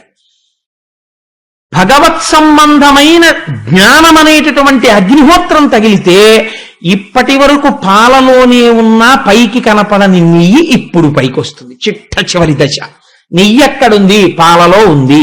పాలని నెయ్యిగా మీరు తీసుకురావాలంటే ఇదంతా జరగాలి. నేతిని పాలు చెయ్యండి, ఇక అవదు. ఒకసారి బ్రహ్మజ్ఞానమును పొందేసిన తర్వాత ఇంకా తాను వెనక్కి వెళ్ళడిగా. తాను ప్రారబ్ధం అయిపోయేంత వరకు శరీరంలో ఉండి, ఇది సంకెళ్ళు వసుదేవుడు తగిలించుకోవడం. శరీరము పడిపోతుండగా సంతోషంగా అమ్మయ్యా వదిలిపెట్టేశానని. అందుకే రమణులకి చిట్ట చివరిలో అనారోగ్యం వస్తే గుడారమునందున్న ఏనుగు అనేవారు. ఎంత తొందరగా వదిలేద్దామా అని కురిడి అయిపోయిన కొబ్బరికాయ పెంకు వదిలినట్టు విడివడి ఉంటాడు లోపల. ఇది పడిపోతుంటే అమ్మయ్యా నాకు అవధులు తొలగిపోయాయని అనంతమైన బ్రహ్మమునందు కలుస్తాడు. ఇటువంటి వెన్న, అపారమైన ప్రేమ ఏది ఉన్నదో ఈ ఆత్మజ్ఞాన స్వరూపమైన వెన్న నెయ్యి కాదు. ఇంకా ఇది కరగాలి అంటే బుకిష్ నాలెడ్జ్ అంటారు. నేను లోపల ఉన్నది, ఈ నేను ఆత్మ. నాలాంటి వాడు ఏదో ఓ మాట చెప్పాడు అనుకోండి, నేను ఆత్మజ్ఞానిని అయిపోయినట్టే దాని అర్థం. ఇది అపరోక్షానుభూతి కింద మారాలి, ఆత్మ దర్శనం అవ్వాలి. ఈ దర్శనం అవ్వడానికి నిధిధ్యాసనములోనికి వెళ్ళాలి. అత్యంత ప్రశాంతమైన ప్రదేశమునందు కూర్చుని ఈ వెన్న మళ్ళీ ఎందుకు పనికొస్తుంది అంటే ఎవ్వరికీ పనికిరాదు ఈ లోపలి వెన్న. ఇది ఈశ్వరుడికే పనికొస్తుంది. ఈ తలంపుల్ని పట్టుకెళ్ళి 5 రూపాయలకో 10 రూపాయలకో అమ్ముకోవడమో, ఇన్సెంటివ్ ఇవ్వడమో, ప్రమోషన్ ఇవ్వడమో ఇవ్వడు. పైగా ఒక స్థితిలో ఏమైపోతుందో తెలుసా అండి, లోకానికి పనికిరాని వాడిగా కనపడతాడు. ఆయనకి ఏం అక్కర్లేదండి, ఏమిటో ఎప్పుడు ఏదో తలుచుకుంటూ సంతోషపడిపోతూ అలా కూర్చుంటాడండి అంటారు. కానీ ఇప్పుడు ఈ వెన్న ఒక్క ఈశ్వరుడే తింటాడు, అన్యులు తినలేరు దాన్ని. ఇక్కడకొచ్చి తినడమే గోపకాంతల ఇళ్లల్లోకి వెళ్ళి కృష్ణుడు వెన్న తినడము. అప్పుడు ఆ భక్తి, ఆ వెన్న కృష్ణ స్పర్శ చేత జ్ఞానముగా మారుతుంది. అది నెయ్యి. ఈ నెయ్యి యజ్ఞమునందు పడుతుంది, అంటే హవిస్సుగా మారుతుంది. ఈ శరీరము పడిపోయి పునరావృత్తి రహిత శాశ్వత శివ సాయుధ్యమునకు పొందుతాడు. ఇది కృష్ణుడు వెన్న తినడం అంటే. అంతేకాని చేతకాక పని లేక అవతారాన్ని స్వీకరించి వాళ్ళింట్లోకి వీళ్ళింట్లోకి వెళ్ళి వెన్నలు దొంగతనం చేసి తిన్నాడని దాని అర్థం కాదు. ఆంతరమునందు విచారణ చెయ్యాలి, ఎందుకు వెన్న తిన్నాడు. దీన్ని నవనీత చోరత్వము అంటారు. అందుకే కృష్ణావతార ఘట్టంలో నేను అసలు మర్చిపోయాను, లేకపోతే గోపాలకృష్ణ గారికి చెప్పుంటుండేవాడిని, ఇవాళ వెన్న ప్రసాదం పంచిపెట్టండి ఏం చెప్పుంటుండేవాడిని. అందుకని చెప్పి అసలు ఆ వెన్న ప్రసాదంగా స్వీకరించడం వెనకాతల ఉన్న రహస్యం అది. ఇప్పుడు మీరు వినండి, చాలా అందంగా ఉంటాయి పైకి. మీరు విన్నంత మాత్రం చేత చాలా హాయిగా నవ్వేసుకుంటూ విన్నా సరే మిమ్మల్ని ఉద్ధరించేస్తాయి ఆ లీలలు. ఒకవేళ మీరు హాయిగా నవ్వుకుంటూ మళ్ళీ లోపల గంభీరమైన రహస్యాన్ని తెలుసుకుంటే ఇంకా ఉద్ధరించేస్తుంది ఆ లీల. కాబట్టి చూడండి ఎంత చిత్రంగా ఉంటుందో. ఇప్పుడు ఎక్కడికి వెళ్తారు, మళ్ళీ ఒక్కసారి వెనక్కి వెళ్ళండి. ఎక్కడికి? ఇతపూర్వం యశోద కూర్చుంటే చక్క అమ్మ పెట్టిన అన్నం అంతా తినేసి వచ్చి అమ్మ ఒళ్ళో పడుకుని, అమ్మ పవిట కొంగు వేలుగు చుట్టుకుని ఇలా నోట్లో పెట్టుకుని వచ్చిన వాళ్ళ వంక అమ్మ వంక, వచ్చిన వాళ్ళ వంక అమ్మ వంక చూస్తున్న కృష్ణుడు పడుకున్న యశోద దగ్గరికి రండి. ఇప్పుడు ఆ వచ్చిన గోపకాంతలందరూ చెప్తున్నారు. ఒక ఆవిడంది, బాలురకు పాలు లేవని బాలింతలు మొరలు పెట్ట పక పకన గియా బాలుండాలము చేయుచు ఆలకు గ్రేపులను విడిచి అంబోజాక్షి. ఒక ఆవిడంది, అమ్మా నువ్వేమిటో పెద్ద మా అబ్బాయిని పొంగిపోతున్నావు, కానీ మీ అబ్బాయి ఎలాంటి పనులు చేస్తున్నాడో తెలుసా? బాలురకు పాలు లేవని బాలింతలు మొరలు పెట్ట, తల్లిపాలు లేకపోతే ఆవు పాలు పడతారు. బాలింతలు అయ్యో పిల్లాడికి పాలు పడదామని చెప్పి ఇంక సాయంకాలం అవుతోంది అనుకునే సమయంలో మీ పిల్లవాడు వచ్చి ఆవుల పాలు ఈ వీళ్ళకి దక్కకుండా దూడలు వదిలేసేవాడు. ఆ దూడలన్నీ వచ్చి శుభ్రంగా ఆవుల పాలు తాగేస్తుంటే ఎదురుగుండా చెట్టు కొమ్మ ఎక్కి కూర్చుని అయ్యయ్యో కృష్ణ దూడలను వదిలేసావా అని మేమందరం బాధపడుతుంటే చక్కగా నవ్వుతూ కూర్చునేవాడు చెట్లు ఎక్కి, మాకు దొరకడం. కాబట్టి బాలురకు పాలు లేవని బాలింతలు మొరలు పెట్ట పక పకన గియా బాలుండాలము చేయుచు ఆలకు గ్రేపులను విడిచే అంబోజాక్షి. ఇందులో మీరు ఒక్కసారి ఆలోచన చేస్తే మీకు అర్థమైపోతుంది, అది పెద్ద విశేషం, దీని గురించి వివరణ అక్కర్లేదు. మీరు విన్నవాళ్ళే ఈ తప్పూర్వం చాలా మంది. మనకి మన కుటుంబం వరకే మన కుటుంబం, నా కొడుకే నాకు కొడుకు, నా కూతురే నాకు కూతురు, ఈ భావన మనకుంటుంది. పక్కింటి వాళ్ళ అబ్బాయి తినలేదనుకోండి, నాకేం కావాలి, వాళ్ళ నాయన గారు చూసుకోవాలనుకుంటాను. ఈశ్వరుడు ఆయన జగద్భర్త, ఈ లోకమంతటికి ఆయన తండ్రి. కాబట్టి ఇప్పుడు ఏం చేస్తున్నాడు, 2 పనులు ఏకకాలమునందు చేస్తున్నాడు. ఆవు దూడలంటే ఉపనిషత్తులు, వాటిని పోషిస్తున్నాడు ఈశ్వరుడు. ఉపనిషత్ జ్ఞానాన్ని పోషిస్తాడు. అందుకని దూడలు 1 2. ఆవు దూడలు మాత్రం ఆ ఆవులు ఎక్కడికో వెళ్ళి గడ్డి తిని కుడితి తాగి పాలగా మార్చి మా దూడను వదులుతారు, మా దూడ పాలు తాగాలని ఎంతో సంతోషంగా. ఆరైపోతే మీరు ఎప్పుడైనా పశువుల కొట్టాల్లో చూడాలి, ఆ దూడలు కట్టుకొయ్యల నుంచి ఇలా ఇలా గుంజుకుంటుంటాయి. ఆ తల్లుల వంక చూసి వదిలిపెట్టమని తొందరగాను అంబే అంబే నరుస్తుంటాయి. అవేమో అంబా అంబా అని ఆ గడ్డి తినకుండా ఈ దూడల వంక చూసి తొందరగా వచ్చేయమని, దీనికో కట్టు దానికో కట్టు. పాపం అది ఊడదీసుకు రాలేదు. ఆ చిన్ని దూడలైతే ఇలా మడకి ఉరేసేసుకున్నట్టుగా ఇలా ఉంటాయి, అంటే అది ఊడిపోతుందేమో అమ్మ దగ్గరికి పరిగెత్తుకు వెళ్ళిపోదామని. ఆఖరికి ఆ యజమాని వస్తాడు, వచ్చి ముందు ఆవు దగ్గరికి వెళ్ళడం, దూడ దగ్గరికి వెళ్ళి ఆ దూడ మెడలో ఉన్నటువంటి ముడు వదిలేస్తాడు. వదిలేయగానే దూడ పరిగెత్తుకుంటూ వెళ్ళిపోతుంది అమ్మ దగ్గరికి. మీరు అసలు ఆ సన్నివేశం చూడాలండి, ఎంత పరిగెత్తుకుంటూ వెళ్ళిపోతుందంటే చెంగు చెంగున గెంతుకుంటూ పరిగెత్తుకుంటూ వెళ్ళిపోయి అమ్మ పొదుగులో మూతి పెట్టేసి 3 మాటలు గబ గబ గుద్దేసి ఆ శిరాన్ని ఇలా నోట్లో పెట్టుకుని నాలికి ఇలా మడత పడేటట్టుగా పట్టుకుని చప్పరించి తాగుతుంటే ఆర్తితోటి ఇలా నురగలు వస్తుంటాయి. అంత తాగుతుంటే పొంగుతో ఆవిలా పక్కకి తిరిగి దాన్ని నాలికతో నాకుతూ తన వాత్సల్యం అంతా దూడ మీద చూపించి పాలు వదిలేస్తుంది. 2 గుక్కలైది ఇంకా ఆకలి తీరదు. మనం ఆ దూడను లాగేసి స్తంభానికి కట్టేసి వీడి గిన్నెలోకి పితికేస్తుంటాడు వీడి పిల్లాడి కోసం. దాని దూడ దాని పిల్ల కాదు, నీ పిల్లడు నీకు ఎక్కువ, దాని దూడ నీకు తక్కువ. కానీ ఆ అరగంట ఆవు ఎంత క్షోభ అనుభవించిందో. ముందు అది కొంచెం కడుపు నిండిపోయిన తర్వాత దూడ కడుపు నిండా తాగింది. ఇంకింతకన్నా ఆవు దూడ ఎక్కువ పాలు తాగితే వాతం చేస్తుంది. అప్పుడు తెచ్చి కట్టి నువ్వు పాలు పెతుక్కో, ధర్మం అయిపోతుంది. ఏమో పాలన్ని ఇస్తుందో ఇవ్వదో, నా పిల్లాడికి ఉంటాయో ఉండవో, మిగిలితే దూడ తాగుతుంది, లేకపోతే ముందు నా పిల్లాడికి ఉండాలి. ఎంత క్రౌర్యం నీకు! ఈశ్వరుడికో ఆ ఆవు తన బిడ్డే, ఈ దూడ తన బిడ్డే, అందుకు ఆయన వదిలేడు. నువ్వు ఆయన్ని వంక పెట్టడం ఎందుకు? నువ్వా దొంగవి, ఆయన దొంగ. ఆయన దొంగ కాదు, నువ్వు దొంగ. నీ దొంగతనం దాచుకుని ఆయన ఎందుకు దొంగతనం చెప్తున్నావు నువ్వు చోరలీలా అని. ఎవరి దొంగ బ్రతుకు వాళ్ళని బయట పెడుతున్నాడు స్వామి.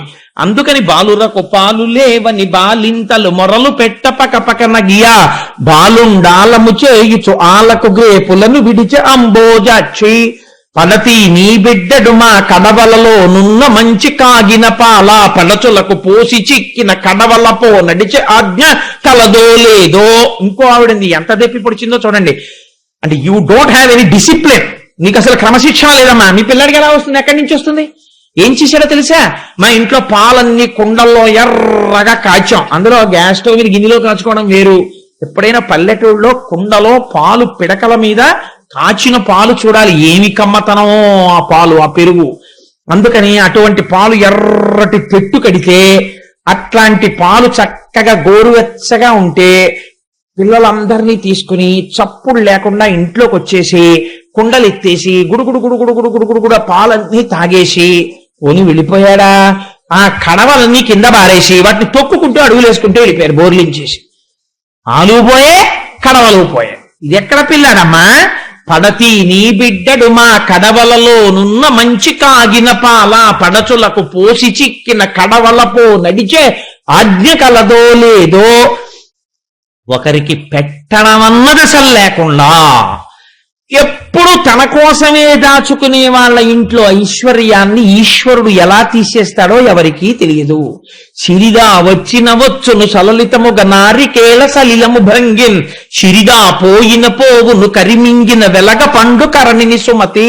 ఏనుగు వెలగపండు మింగుతుంది, ఎలా మింగిందో అలా బయటకు వదిలేస్తుంది. అదేటో వెలగపండు కన్నం కూడా లేదు, అయ్యయ్యో లోపల గుజ్జు జీర్ణం లేదని పగల కొడితే లోపల ఇంత ఉండదు, జీర్ణం అయిపోతుంది. ఎలా జీర్ణం చేసింది పగలకుండా డిప్ప? ఏనుక్కి తెలియాలి. ఇలా పెట్టడం రాని ఇంట్లోంచి అలా తీసుకెళ్లిపోవడం లక్ష్మీదేవిని నారాయణుడికి తెలుసు. నిశ్శబ్దంగా తీసుకెళ్లిపోతాడు. అందుకే కడవల్ని కూడా తొక్కుకుంటూ వెళ్ళిపోయాడు. అంటే ఆ ఇంట ఉన్న వాళ్ళని కూడా తొక్కి అవతల పారేశాడు సుమా. కాబట్టి ఇలా పెట్టడం నేర్చుకో, నీ జీవితం వృద్ధిలోకి వస్తుంది. ఇలా నువ్వు ఏది పెట్టావో అదే నీకు ఆస్తి, అది నిన్ను కాపాడుతుంది ఆ పుణ్యం. కాబట్టి పుట్టి పుట్టడు నేడు దొంగిలబోయి వారిల్లు సొచ్చి కడవలు అందక పీటలు రోలు ప్రోవిడి ఎక్కి చేపెట్ట జాలక కుండ కిందొక పెద్ద తూటురరించి నీ పట్టి మిగడపాలు చారలు పట్టి త్రావెతలోదరి. కొంచెం ఈవిడి ఎవరికో కాస్త తెలివైంది. అప్పటికే తెలుసుకుంది దొంగతనాలు చేస్తున్నాడు, కృష్ణుడు వచ్చేస్తున్నాడు, కింద పెడితే తాగేస్తున్నాడు, కుండలు పగల కొట్టేస్తున్నాడు. అందుకని కోడల్ని పిలిచి చెప్పింది, కింద పెట్టకు, పాలు కాగే వరకు అక్కడే ఉండి తోడు పెట్టేసి ఉట్టి కట్టి పైన పెట్టే. ఇంతే ఉంటాడు కదా, అందదు, గొడవలేదండి. కట్టేసి హాయిగా పడుకున్నాడు. పడుకుంటే రానే వచ్చేసాడు. చూశాడు, అమ్మా ఎంత తెలివైందనివే, నాకు తెలియదు అనుకుంటున్నావా? నువ్వు ఎక్కడ పెడితే మాత్రం ఈశ్వరుడు ఐశ్వర్యం తీసేయాలనుకుంటే నువ్వు ఎక్కడ పెడితే మాత్రం తీలేడండి. అందుకని ఆయన ఎక్కడున్నా వెన్న తింటాడు, రెండో అర్థం ఆ భక్తిని. కాబట్టి పీటలు రోలు ప్రోవిడి రోళ్ళు పీటలు వేశాడు. ఎక్కి చేపెట్టజాలక చెయ్యి అందలేదు. అందుకని ఆలోచించాడు, ఏం చేయడం రా, ఇన్నేసినా ఇంకా అందట్లేదు, పక్కింట్లోంచి వేరే మెటీరియల్ తేవక్కర్లేదు, ఇంట్లో ఉన్నది చాలు. కాబట్టి ఏం చేద్దాం అనుకున్నాడు. ఓహో, ఒక ఆలోచన చేస్తే పోలా, గొడవ వదిలిపోతుంది, చెయ్యి పెట్టడం తినడం ఎందుకు, కింద ఒక అన్నం పెట్టేస్తానని ధారాపాత్రకి పెట్టినట్టు ఒక అన్నం పెట్టాడు. చక్కగా కారిపోతుంది వెన్న. రెండు ఫాల్ ఇన్ లైన్ అన్నాడు. ఒకటి తర్వాత ఒకటి వచ్చి చక్క చెరలు పట్టి త్రావె తలోదరి. తలోదరి అంటే మళ్ళీ ఎంత దెప్పి పొడిచారో తెలుసా అండి? నీ కడుపు పైకి కనపడదు కానీ ఇంత తిండి తినేసే పిల్లాన్ని ఎక్కడికన్నావమ్మా అని. ఎంత తినేస్తున్నాడమ్మా, ఇలా చారలు పట్టి తాగేస్తున్నాడు వెన్నా పాలును, తినేశాడన్నారు. ఇంకొక ఆవిడ ఏం చేసిందో తెలుసా అండి? ఇది భాగవతాంతర్గతం కాదు, నాకు చాలా ఇష్టం ఆ విషయం, అందుకు తరచు ప్రస్తావన చేస్తుంటాను. ఇంకొక ఆవిడ అనుకుంది ఉట్టికి కట్టేస్తే ఇలా కుండలకి కన్నాలు పెట్టి తింటున్నట్ట, కాబట్టి ఉట్టికి పెట్టి ఉట్టి చుట్టూ గంటలు కట్టేయండి, వచ్చి ముట్టుకున్నాడో గనగన గనగన గనగన మోగుతాయి, లేచొచ్చి పట్టుకుందాం కృష్ణుడు అన్నారు. అంటే ఆయన ఏం చేశాడు? పీటలేశాడు, రోళ్ళు వేశాడు, ఇలా ముట్టుకోబోయాడు, గంటలున్నాయి. ఆయన చరాచర జగత్తునంతటిని శాసించగలిగిన వాడు. అందుకని ఆయన అన్నాడు, ఓ గంటలారా మీరు మ్రోగకుడు అన్నాడు. అన్నాయి గంటలు.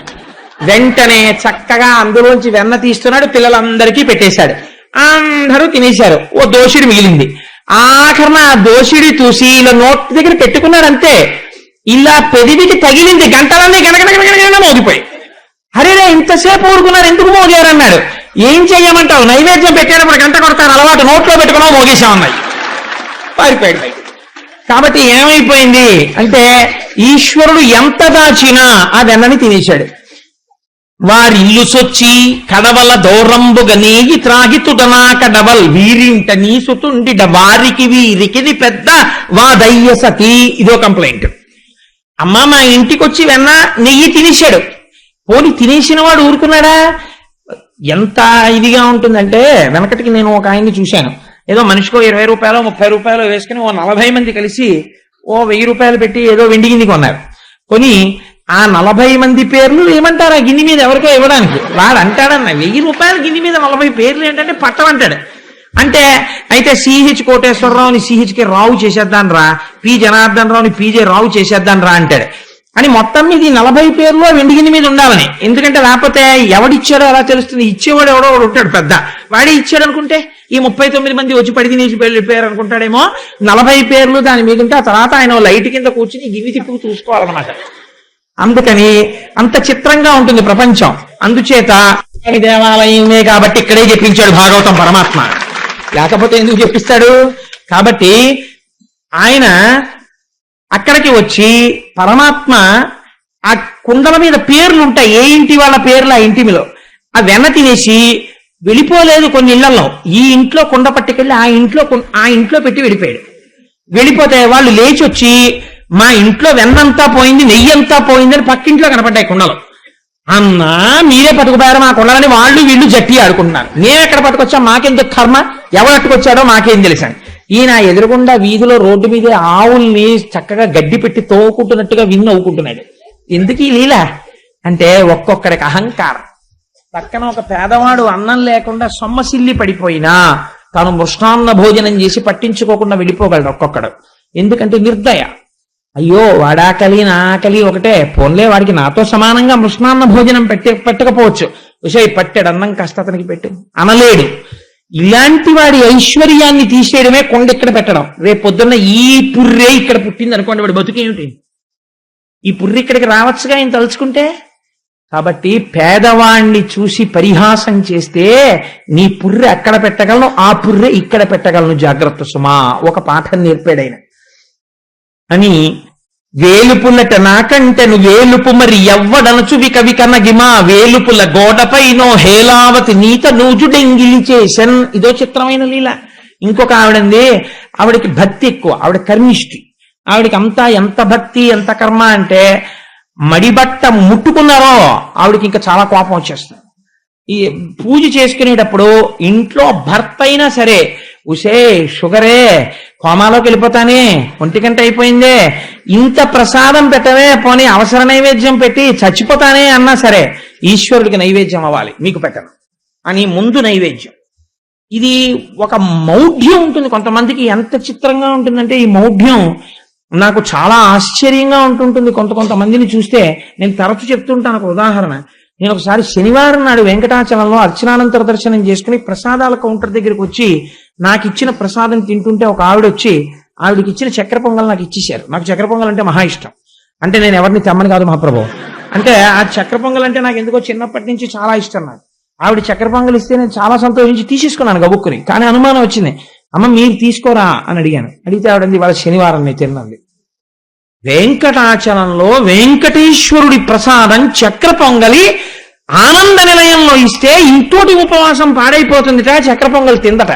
ఏమనుకోవాలండి అంటే కొందరి బ్రతుకులంతే అనుకోవాలి. అంటే అది ఇంకా ఎంత మౌఢ్యం అంటే అసలు ఆ మౌఢ్యానికి అర్థం ఉండదు. ఒక్క మాట, ఈశ్వరుడు ఈ రోజు వెంకటాచలపతి తన చేతితో నేను ఇవి చేసిన ఉపవాసములకు మెచ్చి ప్రసాదముగా నాకు ఇది ఇచ్చాడు, అనుగ్రహం నాకు ఇవ్వాల్సి చేస్తున్న ఉపవాసమే పూర్ణాహుతి ఉపవాసం. అసలు అనుకున్న ఆవిడ తినగలిగితే ధన్యురాలు అయిపోయింది. నాకు నోట మాట రానిదే ఆవిడ వెళ్ళిపోయింది, తీసాను అనుకోండి చక్ర పొంగలి వేరే విషయం. కాబట్టి వేలుపుల్లట నాకంటేను ఇలాంటి మౌఢ్యాన్ని చూసి ఆయన పరిహాసం చేస్తున్నాడు. ఒక ఆవిడ చక్ర పొంగలి ఎట్టింది, పులిహార ఎట్టింది, దేవుడికి కూడా పెట్టదు పట్టాన. అవన్నీ కప్పేసి ఓ స్తోత్రం మీద స్తోత్రం, ధ్యానం మీద ధ్యానం, ఒక్కొక్కళ్ళకు ఉంటుంది 46 స్తోత్రాలు చదవాలి. అందుకని ఆ 46 అయిపోయేంత వరకు ఎవ్వరికి అర్థం కావు 46 ఏమిటో. ఏం చదివిందో ఆవిడికి తప్ప ఈశ్వరుడికి కూడా తెలియదు. ఇలా విని సరస్వతీదేవిని తీసుకొచ్చి ఆవిడ ఏం చదువుతోందో చెప్పమ్మా అంటే సరస్వతీదేవి ఇలా విన్నా కూడా అర్థం కాదు. ఎందుకంటే విశ్వం ఒకటే తెలుస్తుంది మనకి. ఆ తర్వాత ఎప్పుడో వనమాలి గదీశాంగి అర్థం ఈ లోపల వెళ్ళిపోతుంది. ఎందుకంటే ఆఫీస్ టైం అయిపోతుంది, 46 అయిపోవాలి. ఎందుకు 46? శ్రీరామ రామ రామే తిరమే రామే మనోరమే అనొచ్చు నీకు అంత టైం లేకపోతే. కానీ అలా అనరు. అలా అంటే కొంపలడిపోతాయంటారు. అదో వెర్రి, దానికి అర్థం ఉండదు. ఇంకా ఈశ్వరుడు కూడా మార్చలేడని నేను ఇదిగో పాపం కట్టుకోవాలి, మారుస్తాడేమో ఏనాటికైనా. ఇలాంటి మౌఢ్యం అసలు ఎప్పటికీ మెట్టెక్కనివ్వదు. అది జారుడు మెట్టులా నాచు మెట్టులా లాగేస్తుంటుంది కిందకి. ఆ మౌఢ్యమునందు చిక్కు పడిపోయి ఉండిపోతారు. కాబట్టి కృష్ణుడు ఇలాంటి వాళ్ళను ఉద్దేశించి ఎంత చిత్రమైన లీల చేశాడో చూడండి. ఈవిడ కళ్ళు మూసుకుని ఓ చదివేస్తోంది స్తోత్రాలు. ఆయన వచ్చేసి చక్కగా కూర్చుని గడప మీద ఈ చక్కెర పొంగలి పులిహార అన్ని తినేసి కొద్దిగా మిగిలిపోయిన ఎంగిలంతా దేవుళ్ళ మూతులకి రాసేశాడు. రాసేస్తే ఈవిడ నైవేద్యం పెట్టుకుందామని లేచింది. లేచి గంట తీసి ఓం భూర్భువస్సువః, ఇంకేం భూర్భువస్సువః కూర్చుని ఉన్నాడు చక్కగా ఎంగిలి మూతితోటి చూస్తున్నాడు. ఇలా చక్కెర పొంగల్ చూసింది, ఆయన వంక చూసింది. అన్నన్నా ఎంత పని చేశావు, దేవుడికి మళ్ళీ ఆగిపోయింది. దేవుళ్ళ మూతులుకుంది చక్కెర పొంగలి మెతుకులు. ఆవిడికి దేవుడు తిన్నా ఆయన మూతికి ఎంగిలి. అందుకని నువ్వేనా పూసేశావు అంది. ఆయన అన్నాడు, వేలుపుల్లట నాకంటే నువ్వు వేలుపు మరి ఎవ్వడనచు విక వికన గిమా వేలుపుల్ల గోడపైనో హేలావతి నీత నూజుడు ఎంగిలి చేసెన్. ఎంత నిజంగా ఎంత గొప్ప మాట అండి. నా ఎందు చాలా ప్రీతి కలిగిన వాళ్ళు వాళ్ళ ఇంటి గోడకి తీసుకెళ్లి అంటించేసుకున్నారు అనుకోండి, నన్ను నాకు ఎంత బాధగా ఉంటుంది. కొందరి ఇళ్లలో భగవంతుని ఎందు భక్తి ఎక్కువైపోతే గోడకి రాళ్ల కింద అంటించేస్తారు. అంతేకాని అయ్యో సింహాసనం దాంట్లో మూర్తి పెట్టి మనం పూజ చేద్దామని ఉండదు. గోడలకి పెంకులు కింద ఉంటారు ఈశ్వరుడు, గోడకు కట్టిన పిడకల్లాగా. ఇప్పుడు ఇంకో చోట ఏదో నువ్వు దర్శనానికి పెట్టుకుంటే వేరు పూజా మందిరంలోనా అది? Is it the way in which you are expected to worship the God? How silly it is. ఒక చిన్న సింహాసనం పెట్టి అందులో నువ్వు ఒక 2 మూర్తుల్ని పెట్టి పూజ చేయాలి. నువ్వు వాళ్ళకి రేపొద్దున్న ఎప్పుడైనా అభిషేకం చేయవలసి వస్తుంది. ఎలా చేస్తావు? గోడ మీద వాటర్ జట్టు పెట్టి కొట్టాలంతే. ఏమిటది? అది దానికి ఒక అర్థం ఉండదు. ఇలాంటి మౌఢ్యంతో పనులు అప్పుడే చెప్పేశాడు కృష్ణుడు. అందుకని పెంకుల మీద ప్రింట్ వేసేవాడు, దాన్ని అంటించుకునేవాడు. కాబట్టి ఇవి తీసుకొచ్చి ఆయన వాటన్నిటిగా గోడకి ఎంత స్పష్టంగా వాడారో చూడండి పోతన గారు. వేలుపుల్లట నాకంటే నువ్వు వేలుపు మరి ఎవ్వడనుచు విక వికన్న గిమా వేలుపుల గోడ పైనో హేలావతి. ఇది చెప్తుంటే యశోదాదేవి పకపక నవ్విందిట. ఓ వెరి నవ్వులు నవ్వేదానా, మీ అబ్బాయి పూసేశాడండి. ఎంత మౌఢ్యం వెరగొట్టే ప్రయత్నం చేశాడో చూడండి ఆయన. సరే అందుచేత బాబు నేను ఇది ఏదో లీల చెప్పాను కానీ రేపు పొద్దున నా చొక్కా పట్టుకోకండి, మా ఇంట్లో ముందండి అని నేను ఒక్కొక్కసారి ఇంటికి వెళితే మీరు మా పూజా మందిరంలోకి రాకండి అన్నారు సార్ ఒకళ్ళు. అంటే నేను ఆశ్చర్యపోయాను. అదేంటంటే నేను స్నానం అవన్నీ చేశాను, అదేంటి నన్ను రావద్దంటున్నారు అన్నాను. అంటే మీరు ఉపన్యాసాల్లో చెప్పేవి కొన్ని మా ఇంట్లో ఉంటాయండి, మీరు అక్కడి నుంచి మళ్ళీ ఏ స్టేజ్ మీదో చెప్తారేమో భయం, అందుకని చూడకండి అన్నారు. నాకు అదో చిన్న బలహీనత, స్టేజ్ మీదే గుర్తొస్తుంటాయి నాకు. అందుచేత ఎలా ఉంటుంది ప్రపంచం అంటే ఇలాంటి దాన్నే పరమాత్మ విమర్శించి చూపించారు. అది మార్చుకోమని కానీ కోటేశ్వర గారు చొక్కా పట్టుకోమని కాదు. కాబట్టి ఇంకొక చోటుకి వెళ్ళారు. వెళ్ళి ఆ ఇంట్లోకి వెళ్ళి శుభ్రంగా ఉన్న వెన్న తినేసి కోడలి మూతింజరిమిన కోడలు ముచ్చనుచు అత్త కొట్టెల తాంగి. ఇంకో చిత్రం ఏమిటో తెలుసా అండి, వారి ఇల్లు సొచ్చి కడవల దూరంబుగా నెయ్యి త్రాగి ఆ నెయ్యంతా తినేసి వెళ్ళిపోయే ముందు అత్త కోడలు కలిసి పడుకుని ఉన్నారు. ఆ కోడలి మూతికి నెయ్యి రాసి వెళ్ళిపోయారు ఆయన. పొద్దున్నే నిద్ర లేవగానే అత్తగారు కడవల వంక చూసుకుంది, నెయ్యి లేదు. కోడలు మూతి వంక చూసింది, నెయ్యి ఉంది. హాసి ముచ్చ, రాత్రి తినేసావా నెయ్యి అంతాను అని కోడల్ని పట్టుకుని చాలా కొట్టేసింది. ఎందుకంటే ఆ లీల ఈయన నవ్వుతున్నాడు ఇక్కడ ఈలోంచి చూసి. అంటే అత్త కోడలికి నేర్పవలసినటువంటి గొప్ప ధర్మం ఒకటి ఉంటుంది. ఐశ్వర్యము దేని వల్ల పెరుగుతుంది? ఇంటికొచ్చిన మహాత్ముల్ని ఆదరించడంలో పెరుగుతుంది. ఆయన వచ్చినప్పుడు అత్తగారు ఇంటికి యజమానురాలెవరో ఆవిడే తీసుకెళ్ళి ఇవ్వాలి ఆయనకి. అయ్యా మీరు తీసుకోండి అని ఒక పండో ఫలమో ఇవ్వాలి. లేదా తర్వాత ఐశ్వర్యం ఎవరి వల్ల నిలబడాలి? కోడలి వల్ల నిలబడాలి. ఆ ఇంటి ఐశ్వర్యం కోడలకి నేర్పుకోవాలి. అమ్మా వారు వచ్చారు పెద్దలు, నువ్వు పట్టుకెళ్ళి కాఫీ లేకపోతే నువ్వు పట్టుకెళ్ళి కాసిన పాలు వారికి అని నేర్పాలి. అది నేర్పుకోలేదనుకోండి, ఇగో ఆయన వచ్చినప్పుడే తలుపేసేయకుండా కనపడుతుందేమో అని దాచేశారనుకోండి, కోడలకి ఇది అలవాటు అవుతుంది. ఇద్దరికి ఆఖరికి ఈ ఇటువంటి పిచ్చి ఎక్కడికి వెళ్ళిపోతుందంటే వాళ్ళిద్దరూ కొట్టుకునే స్థితికి వచ్చి విడిపోతాయి సంసారాలు తప్ప ధర్మమునందు పూనిక ఉండదు. కాబట్టి అత్త కోడల్ని సంస్కరించుకోవాలి. తండ్రి దానం చేసేటప్పుడు కొడుకుని పక్కన పెట్టుకోవాలి. కొడుక్కి కూడా అలవాటై రేపు వృద్ధిలోకి వస్తాడు. అది మహాధర్మం. అది నేర్పారు స్వామి. అలాగే ఇమ్మగువ తన్ను వాకిట గుమ్మరుచో చీరి నిలుపుకొని పేరడగన్ కెమ్మోవి కొరికి వడిజన ఈ బాలుడు జగతిని మున్నిట్టి బిడ్డ చక్కంబడనే. ఇంకో ఆవిడంది, అమ్మ మా అమ్మాయి ఏమో వీధిలో నించుంది, సాయంకాలం నించుని చక్క తల నిండా పూలెట్టుకుని అలా నిలబడ్డం కూడా ఎంత హొయలుగా నిలబడిందంటే గడపకి ఇలా భుజం వాల్చి కుడికాలు మీద నిలబడి ఎడంకాలు ఇలా అడ్డంగా వేసి కృష్ణుడిలా త్రిభంగిలా నిలబడి ఆ జడిలా తిప్పుకుంటూ నిలబడి అలా వెళ్ళిపోతుంటే కృష్ణుని అబ్బాయి ఇలా అంటే ఆయన చాలా యువర్స్ మోస్ట్ ఒబీడియంట్లీ కింద ఉంటాడు. గవగబా ఇలా చేతులు కట్టుకుని లోపలికి వచ్చాడు. నీ పేరేమిటాయ్ అంది ఇలా నిలబడి. ఆయన చూశాడు, చూసి ఇలా రా చెప్తానన్నాడు. ఆ ఇలా నించున్నావిడ వంగింది, ఏమిటి అని ఇలాగా టక్కర కింద పెదవి కొరికేసి వెళ్ళిపోయాడు పరిగెత్తుకు. కిమ్మోవి కొరికి వడిజన ఈ బాలుడు జగతిని మున్నిట్టి బిడ్డ చదువంబడనే. ఇలాంటి పిల్లలు ఎక్కడైనా ఉంటారా? ఎందుకమ్మా పేరు అడిగితే పెదవి కొరికేది ఏంటి అంటే, మనకి కుమారీ శతకం అని పూర్వం ఒకటి ఉండేది. ఆడపిల్లలు ఎలా ప్రవర్తించాలి అన్నది ఇప్పుడు నేను చెప్తే నన్ను దెబ్బలాడతారేమో కానీ భాగవతం చెప్తున్నా భయం ఏమిటి చెప్పేస్తాను. నిష్కారణంగా ఆడపిల్లలు అసుర సంధ్య వేళలో అలంకారం చేసుకుని బయట నిలబడి జడలు తిప్పడం, కనబడ్డ ప్రతివాణ్ణి పిలిచి ఏవో ఊసుపోని కబుర్లు చెప్తూ ఉండడం, ఇలాంటివి చెయ్యకూడదు. స్త్రీ వలన ధర్మం నిలబడుతుంది, ప్రవర్తన తెలియాలి. అలా వీధి గడపల దగ్గరికి వచ్చి నిలబడి వీధిలో వెళ్ళిపోయే వాళ్ళందరినీ పిలిచి వాళ్ళని నిలబెట్టి మాట్లాడడం అది చెయ్యకూడదు. నీ బ్రతుకు పాడైపోతుందని చెప్పడానికి అలవాటు మార్చుకో. కిమ్మో వికరికి వడజన ఈ బాలుడు జగతిని మున్నిట్టి బిడ్డ చక్కంబడనే. పైకి చాలా హాస్యాస్పదంగా ఉంటుంది లీల, లోపల గంభీరమైన అర్థం ఉంటుంది. చేబంతి తప్పెపడనని ఒకళ్ళింట్లోకి వెళ్ళాడు. ఎంత చిత్రంగా చెప్పాడంటే, యాండి ఆడుకుంటుంటే మా బంతి మీ గోడ దాటి లోపలికి వచ్చింది, తీసుకోవద్దా అండి అన్నాడు.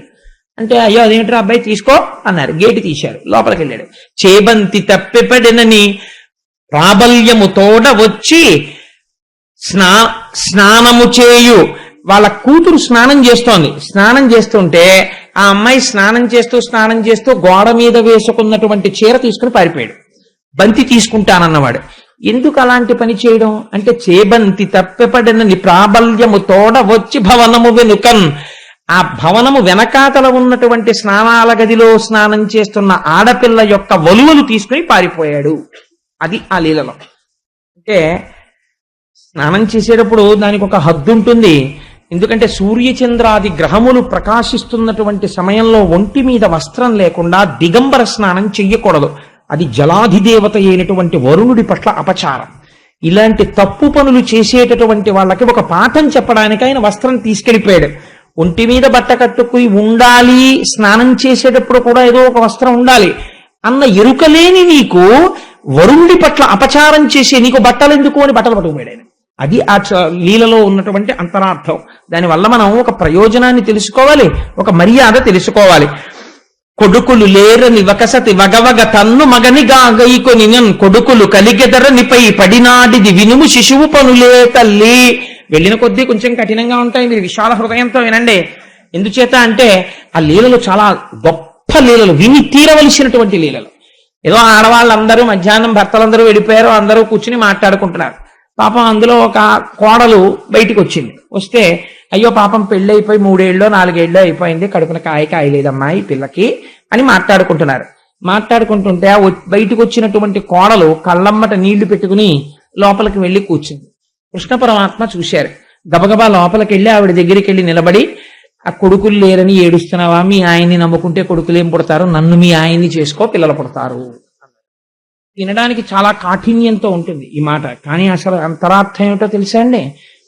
సంతాన రహితముగా ఉండిపోవడానికి ఏదో ఒక భయంకరమైనటువంటి పాపము ఉంటే ఈశ్వరుడు సంతానమును ఇయ్యడు. పితృదేవతానుగ్రహం పోతుంది, దేవతల ఆగ్రహంతో వంశం వర్ధిల్లదు, ఆగిపోతుంది, పిల్లలు పుట్టరు. ఇప్పుడు ఈ పాపాన్ని ఎవ్వరు తీయరు. ఎవరు తీస్తారంటే దయాళువు కనుక ఆ స్వామి కాళ్ళు గట్టిగా పట్టుకుంటే ఆయనే ఈ పాపం తీసి మళ్ళీ తల్లిని చేస్తాడు, తండ్రిని చేస్తాడు. అందుకే అన్నమాచార్యులు వారు పుట్టుగొడ్రాళ్లకు బిడ్డలిచే గోవిందుడే వేడుకొందామా, వెంకటపతి వెంకటేశ్వరుని వేడుకొందామా అంటారు. అందుకని అసలు నిజంగా సంతానం కలగకూడదని జాతకంలో ఉన్నా కూడా సంతానం ఈయగలిగినటువంటి ప్రభువు నన్ను భర్తని చేసుకో అంటే అర్థం ఏంటో తెలుసా అండి? పతిం విశ్వస్యాత్మేశ్వరగం శాశ్వతగం శివమచ్యుతం. ఈశ్వరుడున్నాడని నువ్వు నమ్ము. భర్త భార్య పిల్లలు కలగలేదని బెంగ పెట్టుకోకు, నన్ను లోపల నమ్మమ్మా, నీకు కొడుకు పుడతాడు, బెంగ పెట్టుకోకు అని ఆయన ఇచ్చిన అభయం లోకానికది. కాబట్టి వ్రాలగ వచ్చిన ఈ సతి చూలాలం తొలగమనిన చూలగుటకు ఏది మూలము చెప్పమని ఈ బాలుడు జగతిని మున్నిట్టి బిడ్డ చదువంబడిని. ఒక ఆవిడ అడిగింది, ఆవిడేదో 2 గర్భిణి, 9 నెలల గర్భిణి. ఆవిడ ఎవరు అడ్డొచ్చినా ఓ మీరు పడకండి అంటుంది. సహజం కదా. అలా ఉంటే కృష్ణుడు ఎక్కడి నుంచి పరిగెత్తుకుంటూ వచ్చేస్తున్నాడు. అందులో ఆయనకి ఎదురుకుండా ఇలా వేణు ఓడి పెట్టుకుని వచ్చేస్తున్నాడు. వచ్చేస్తుంటే ఆవిడ మీరు పడుకుంది అంటే టక్క నాగి ఎందుకు పడకూడదు అన్నాడు. ఇదో ఆయన ఏమైనా అడిగితే మళ్ళీ ప్రశ్నేస్తాడు, ఎందుకు పడకూడదు అన్నాడు. ఎందుకు పడకూడదు ఏమిట్రా, నేను నీళ్లు వేసుకున్నాను నిండి చూలాలని అంది ఆవిడ. నువ్వు చూలాలు ఎలా అయ్యావు అన్నాడు ఆయన. అందుకని వాళ్ళు ఆవిడ వచ్చి ఇదే చెప్పింది. వ్రాలగ వచ్చిన ఈసతి చూలాలం తొలగమనిన చూలగుటకు ఏది మూలము చెప్పమని ఈ బాలుడు జగతిని మున్నిట్టి బిడ్డ చదువంబడినే. ఇలా ఎవరైనా పిల్లలు అడిగారా? ఏమిటమ్మా పిల్లలు అడగడం అని అడిగారు. అడిగితే ఇందులో రహస్యం ఏమిటో తెలుసా అండి? నేను చూలాలినయ్యాను, నేను గర్భవతినయ్యానని అహంకరించకు. అందుకే గర్భిణిగా ఉంటే భాగవతం వినండి, సుబ్రహ్మణ్యేశ్వరుడి ఉత్పత్తి వినండి అంటారు. అది ఈశ్వరానుగ్రహము. కేవలము సృష్టి ఆనందహేతువైతే ఆ తరువాత లోపల ఒక బుడగ నీరేడు గింజలా అయితే, మీకు కపిల గీతలో చెప్పాను కదా, గర్భోత్పత్తి లోపల తలని చేసి పుర్రె చేసి వెంట్రుకలు పెట్టి రోమకూపాలు పెట్టి చర్మం పెట్టి రక్తం పెట్టి జీవుణ్ణి పంపి ఇవన్నీ ఎవరు చేస్తున్నారు?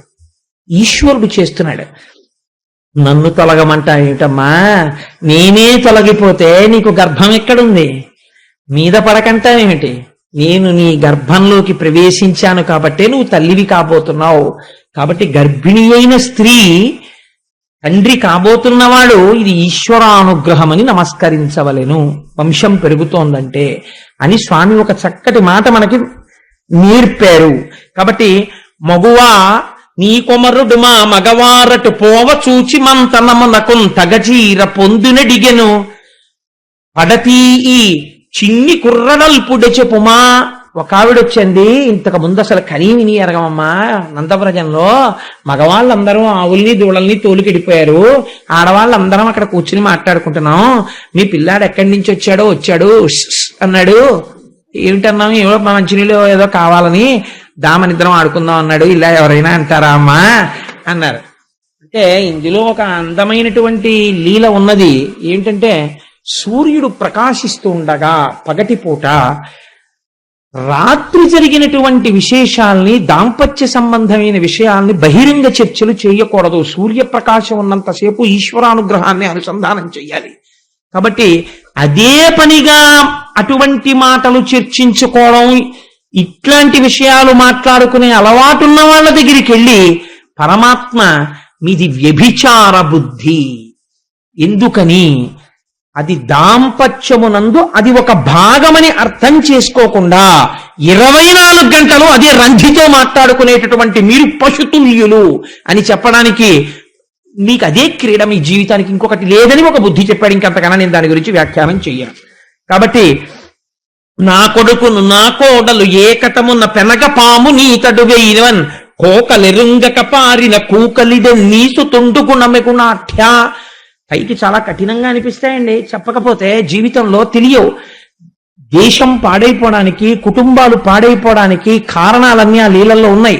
అందుకని నేను చెప్తున్నాను, ఇవి పరమ పవిత్ర పాలకొండ లాంటి మనస్సుతో మీకు చెప్తున్నాను ఈ లీలలు. ఇదేంటే నా కొడుకును నా కోడలు ఏకతమున్న పెనగా మిట్ట మధ్యాహ్నం వేళ ఆవిడ కొడుకు కోడలు అమ్మ బయట పడుకో అని తలుపేసి వాళ్ళిద్దరూ దాంపత్య సుఖాన్ని అనుభవిస్తున్నారు.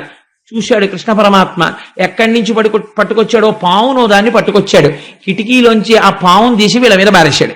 పారేసేటప్పటికి ఒంటి మీద నూలుపోగు లేదు, పావు వచ్చేసింది. ఆ పావును చూసి భయపడి వీళ్ళు తలుపులు తీసుకుని బయటకు వచ్చేసారు. వచ్చేగానే ఊరుకున్నాడా, లౌడ్ స్పీకర్లా అరిచాడు, ఓయమో రెండు రెండు రెండు రెండు అన్నాడు. అందరూ వచ్చి బయటకు వచ్చి చూశారు. ఏమిటమ్మా నీ కొడుకు చేసిన పనులు? నా కొడుకును నా కోడలు ఏకతమున్న పెనగ పాము నీ తడువే ఇవన్ కోకలెరుంగక పారిన కూకలిడె నీసు తుండు గుణమెగునాఠ్యా.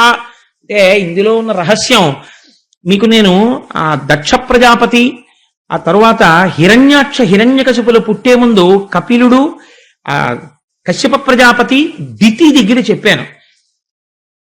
వంశంలో దారుణమైన పిల్లలు ఎందుకు పుడతారో తెలుసా అండి? కాలము కాని కాలమునందు రమించకూడదు దంపతులు.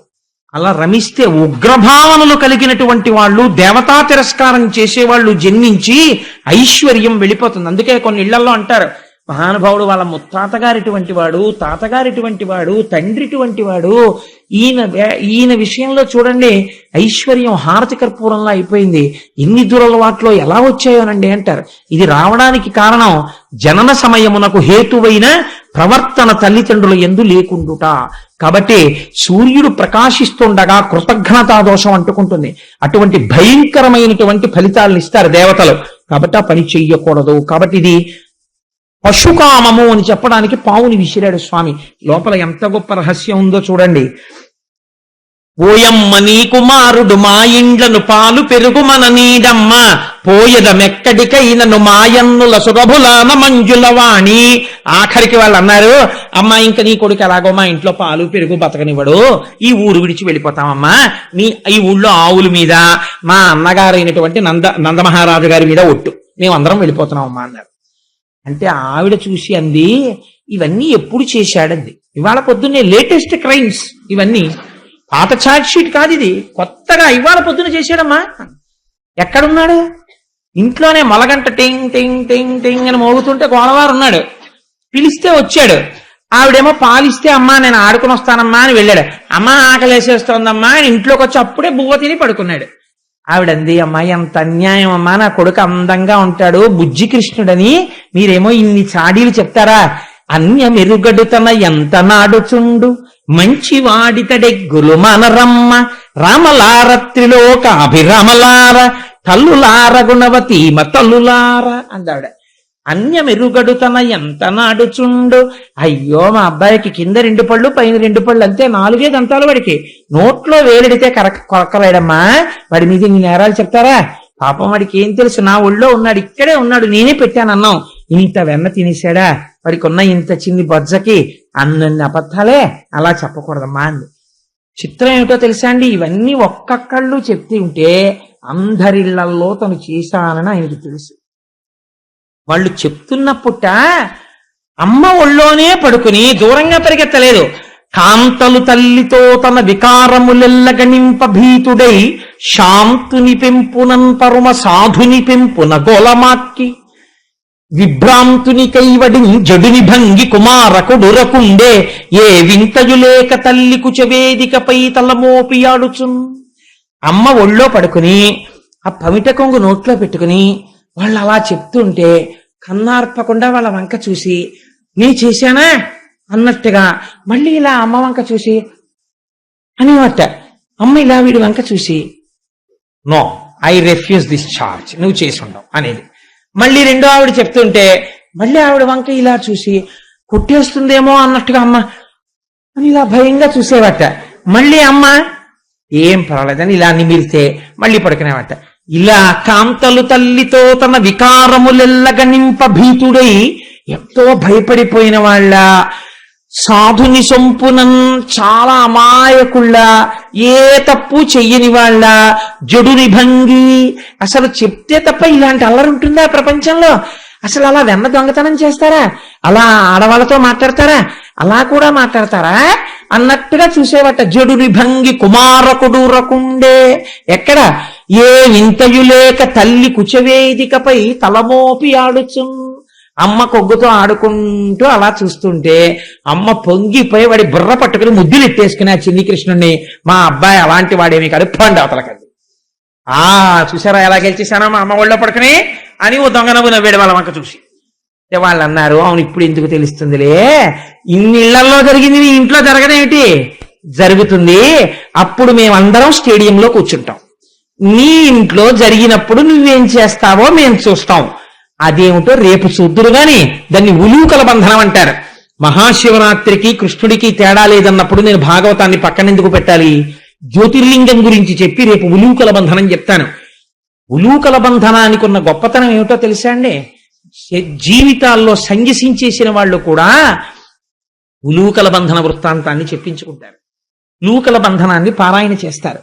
ఉలూకల బంధన వృత్తాంతం జీవితంలో ఒక్కసారి వింటే కొన్ని కోట్ల జన్మలలో చేసిన కర్మపాశములను తెంచుతాడు ఈశ్వరుడు. అద్భుతమైన లీల. రేపు ఈ నేరాలు చెప్పిన వాళ్ళందరూ స్టేడియంలో ఉంటారు, యశోద కృష్ణుణ్ణి పట్టుకోవాలి. ఏమి లీలో రేపు ఆ ఉలూకల బంధనం చెప్పుకుని మనం అందరం పరవశించిపోదాం. ఇవాళ స్వామిని సంతోషంగా ఒక్కసారి అందరం 11 మాటలు పిలిచి బయలుదేరదాం. దురిత నివారణ గోవింద, వజ్రమకుటధర గోవింద, పక్షివాహన గోవింద,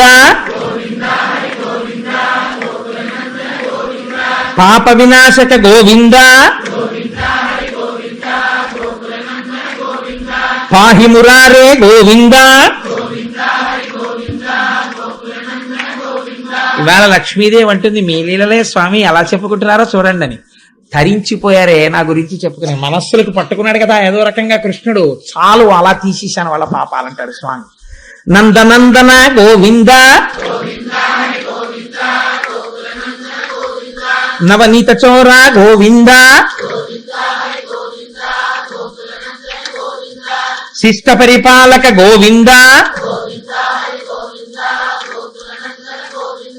భాగవత ప్రియ గోవింద, భక్తవత్సల గోవింద, పాండవ ప్రియ గోవింద,